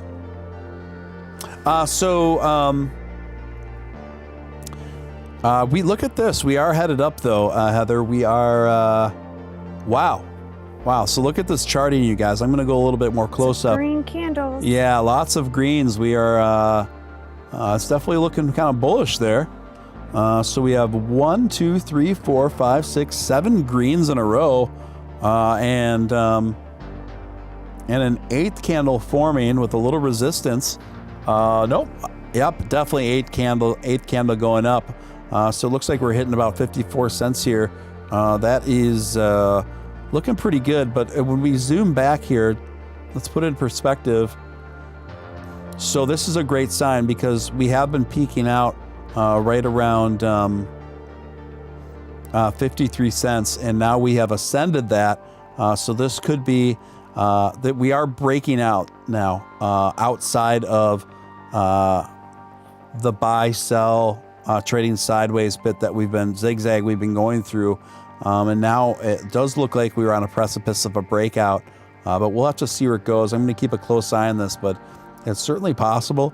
I would say if we get to 55 cents, if we get to 55 cents within the next 10 minutes, I would say that's going to be indicative of it going higher than that, closer to 60 cents. So we'll see. I got Traveling Doge. Thank you for your super generous super chat, man. Really appreciate you. Green weenies. We love those green weenies. As Christina, who I haven't seen for some time, she'd get me in a bit of trouble on the air. You know, the way she'd talk about those thick candles. I won't go into any more detail, but I remember when Steve had a troll commenting and inviting him. I remember when Bang Stun says, I remember when Steven had a troll commenting and Steven invited him to call in and talk live. The guy made excuses on why he couldn't, ran away. Don't mess with Steve. Oh, you were here for that show. Yeah, that's right. That's right. Yeah, the guy said, I invited him to come debate me on the air.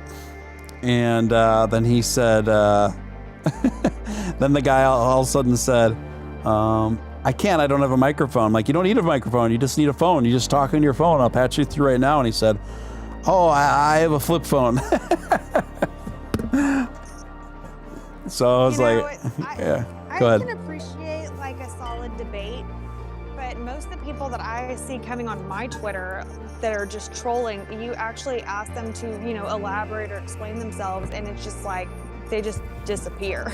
And it's like, hey, I was willing to hear you out, and they won't talk about it. They just block you and run off. So yeah, when you ask them to actually make sense of what they're talking about. Yeah. Yep.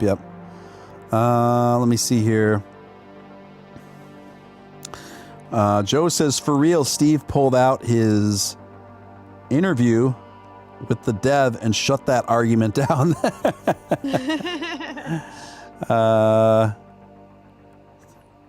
Oh, he's talking about my appearance on that Twitter space today. Yeah. That Bitcoin Maxi was just going on and on, and it was hard for me to get a word in because there were a lot of pretty prominent speakers in there. But before I got out, I just got right in there and I said, listen, man, this assertion that Dogecoin it doesn't have any development going on is patently false. I was talking literally last night for 2 hours with the primary Dogecoin contributor and developer, Ross Nickel, and he told me about all the details of the things that he's been doing over the last 7 or 8 years. I don't think he would appreciate your assertion there after all his hard work and everything he's been doing, even particularly over the last year. Christopher Earl coming in $5 super chat. Thank you, Chris. Appreciate you, man. I saw it on the TV. What did you see on the TV, my friend? No mic. Who doesn't have a mic? Yeah, I told him. Yeah, you just literally have to talk into your phone. But then he said, "Oh, I have a flip phone." I'm like, "Okay, sure." So this guy, you supposedly have a flip phone, but you're trying to give everyone heavy-handed advice on how to trade crypto. Doesn't seem like you want to listen to the guy with a flip phone. Looking very bullish still, guys. Coming up to 54 cents here. Like I said, from everything I'm looking at, if Doge hits 55 cents within the next 5 to 10 minutes, I think that would be a pretty indicative of a breakout run that I think could go into the late 50s. So we'll just keep an eye on that. We'll keep an eye on that. Yeah, if you guys want to follow Heather, I will put her link in the chat again, guys.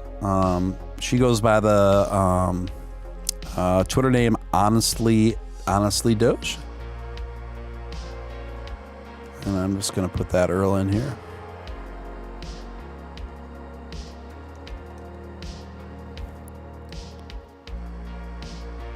I almost spelled it Heather. Close enough. And then I put hey there. Okay, but there, now I got it. Well, let's see what we got going on here. Yeah, you guys, this could be a big bull run. All my indicators, you can't see, but I have about 4 different charts that I'm looking at right now.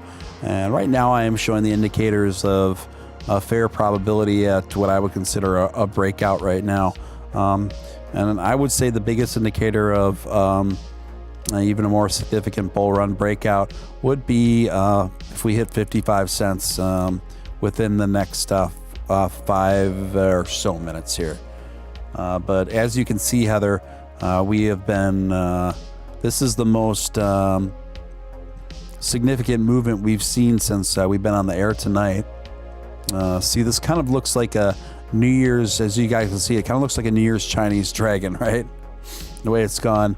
But now where we are is significantly higher than where we've been over the last few hours.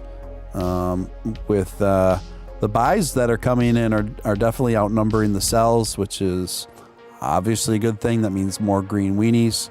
And it hit 54 there for a second. And Matt Wallace is texting me like crazy right now, so I'm just I'll have to get back to him a little bit. He and I have an interesting friendship because we both are full-time content creators now, right? And full-time Doge-centric content creators.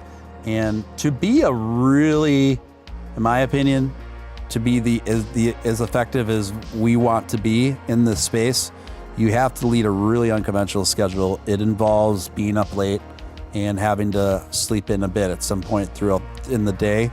Because as we've seen so many times, some of the biggest breaking developments happen late at night with Doge. Right. And especially when Elon is an integral part of what goes down. So many times Elon leaks the biggest information in the weirdest hours. And so if you really want to be on top of it, you got to be around for it, So you can't it's like when Elon announced that, and when we figured out that he was been talking to Dogecoin devs,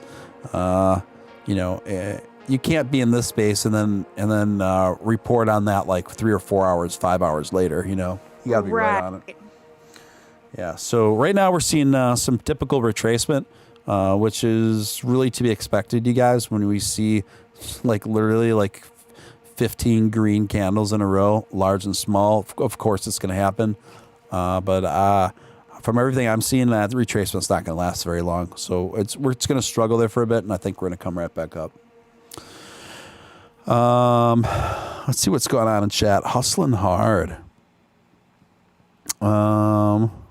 Steven Steele, are you looking at all the charts? Are you looking at all these charts on the same computer you're streaming from? Yeah, kinda. I have a tablet. I don't have one of those fancy multi-screen things. I have a super high-powered laptop with maxed out processing speeds that I stream out of, and then I have a separate tablet. So I have a couple charts open on my computer that I'm streaming from right now, and then I have a few others that I'm surfing around on a tablet while I'm. So I always keep the tablet open in addition, and my phone, obviously. So that's kind of my unprofessional multi-pronged approach.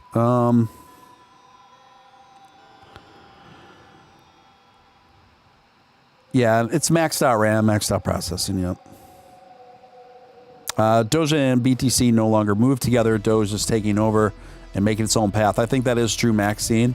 But I wouldn't say Doge has entirely its own agency yet. But I do think that... so it does both right now, right? It will move in tandem with Bitcoin sometimes, and other times it'll break out in a mind of its own and do its own thing. So it's doing both. It kind of toggles back and forth, which is better than what it used to do, which was almost exclusively mimic the behavior of BTC.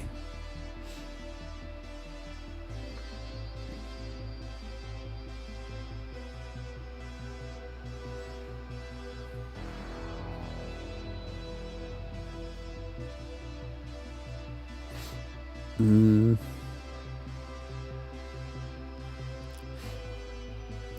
remember when we talked about this, right, Heather?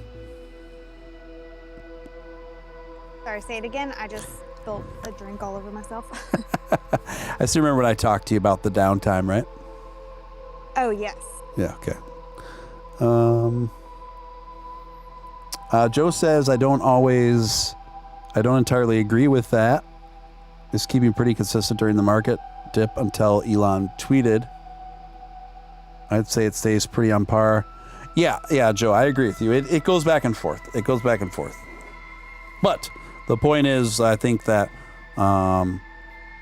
what they are making is that is a good point. It's not exclusively tethered to BTC anymore. BTC is losing control. I agree with that. It's happening. Now, I don't think it's happening as quickly as maybe you think it might be, but it's definitely happening. It's a delicate balance because at the same time we can't let BTC fail. For regardless of how we feel about Bitcoin, it still has to be stable, guys. In order for crypto in general to be stable, we're not that powerful yet. We still need Bitcoin to be relatively stable for all of us to do well. I'm not saying it's always going to be that way. I don't, but we are still somewhat dependent on Bitcoin in that regard. But things are changing, guys. Things are changing. I myself took out a big chunk of my Bitcoin investments and have reallocated to Doge, lots of in Ethereum, and a couple others as well, another top 10. And then I took a little bit of money out of that too and put it in a few red light district coins for fun. One of them, obviously, as many of you know that have been following me lately, is the ASS coin, that I've found to be rather funny and charming. And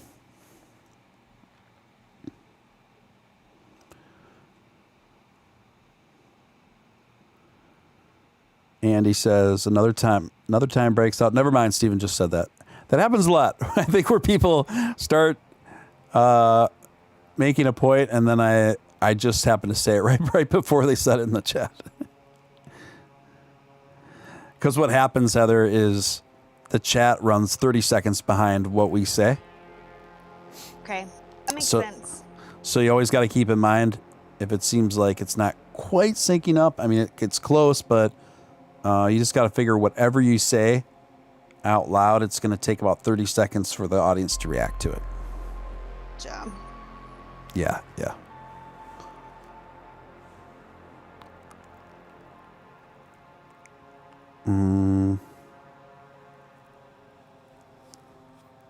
Let's see here.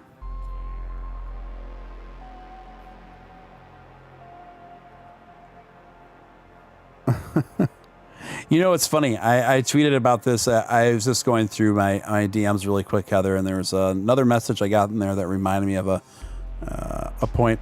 Oh, and I'm sorry. I'm just seeing a super chat that I overlooked that came in just now through Stream Elements. And sorry, for some reason my Stream Elements notifications aren't. Okay, now it just came through. It's not Stream Elements. It's Homelander. Sorry, it was just delayed. Homelander coming in with a $3 super chat. Thank you for that. Steel, how long did it take you to perfect your intro? I think like 3 days in total. 3 days of some long editing and just content gathering. So again, is interesting because you have to find all video footage that is copyright free, and then the music has to be as well. And then the aesthetic vision and the vibe to go along with it, and then the timing to go along with particular parts of the composition and all that, and then all the graphics surrounding it that are my own graphics. Yeah, I mean, it all takes work, but it's work I enjoy. You know, once in a while, like I saw a few comments when my intro was running. When this show started, they're like, what's this have to do with Doge? It's just like, you must be new here. You know, guys, it's like, I know it's a very Doge-centric show, but it's my show, and it's going to be my personality. I come from a background in music as a recording artist. Also, I come from a background of design and things like that. So I'm all aesthetics are art. You know, artistic aesthetics and music are very important to me. So I'm going to express Doge through my personality and through my creative vision, you know. And so it is what it is. 99% of the people, 98% of the people that watch this show, I think, understand and enjoy that. But you always get those people sometimes that are like, oh, how come, you know, this isn't one of those shows where I'm just like a dork with a chart and then I just come on and I only talk about the chart and I only do technical analysis, and then I leave. It's just not that kind of show. You can go literally anywhere for that. There are a zillion channels you can go for that on YouTube. So if that's what you're looking for, you knock yourself out. They are everywhere. They are everywhere. But that's not what I'm doing with this show. I'm doing something. I'm definitely doing something different. So, no one's forcing anyone to stay. Steven Steele, have you heard of DeFi coming to Dogecoin through Flare Network Grid? Yes, that is coming. Flare Network is coming. I think it's going to be a great addition. From what I understand, its primary utility is going to be to foster smart contracts and enable work as like kind of a third party between two parties conducting contracts between each other. I think once this gets smoothed out, it's going to really add to the appeal and popularity of Dogecoin.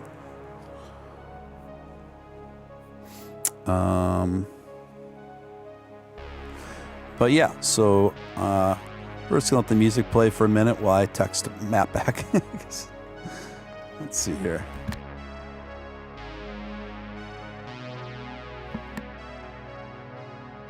And if you guys have any questions for Heather G, put them in the chat, but make sure they're tasteful.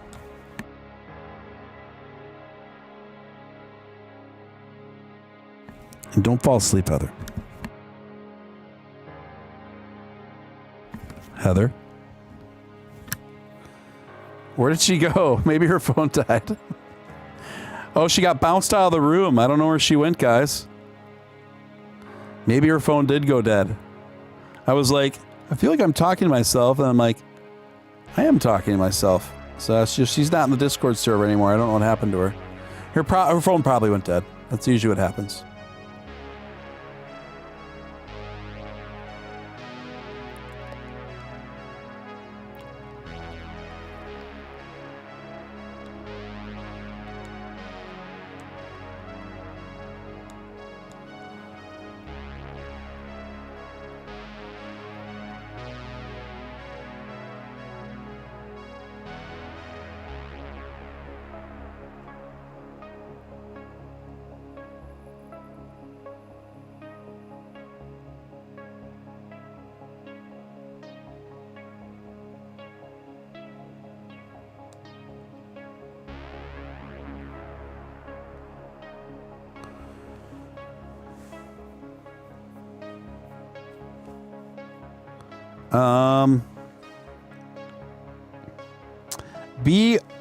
Christopher Earl. Sorry, just seeing this. Christopher Earl, $5 super chat. Be more great, like Adored Berry. Adored Berry. Be more great like Adored Berry. Thank you, Christopher Earl. That's funny. That's funny.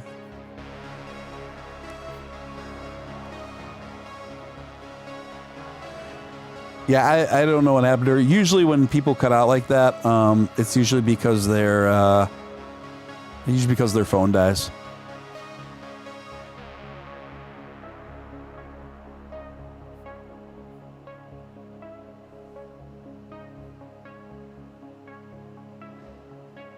Berry tripping old ladies trying to find.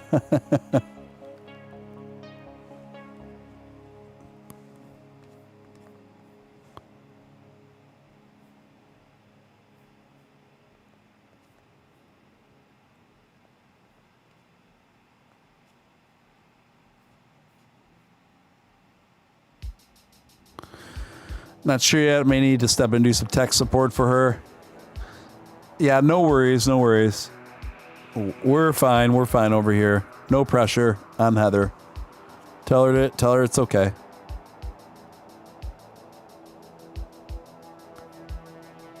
Tell her it's okay. Let's see here. We've been going for a bit, actually. It took me this long to start paying attention on PancakeSwap. Just Doge with extra steps. Yeah, kind of. I do actually own some Doge on my Trust Wallet as well. But I am angry at Voyager. Voyager was supposed to have their Doge wallet figured out by now, and you still can't send and receive Doge on Voyager, and they were supposed to have this handled by now. That's what I was told, but they're really dragging their feet on it, so I'm starting to give them some pressure. And I'm going to keep continuing to.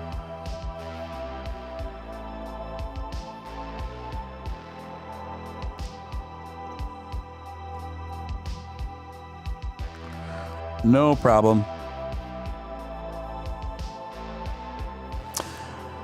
Guys, listen, I've actually been streaming for 9:30, 10:30, 11:30, 12:30, 3.5 hours. So I think I'm going to shut this show down. I've been going about 3.5 hours, and so I think I'm going to get some food.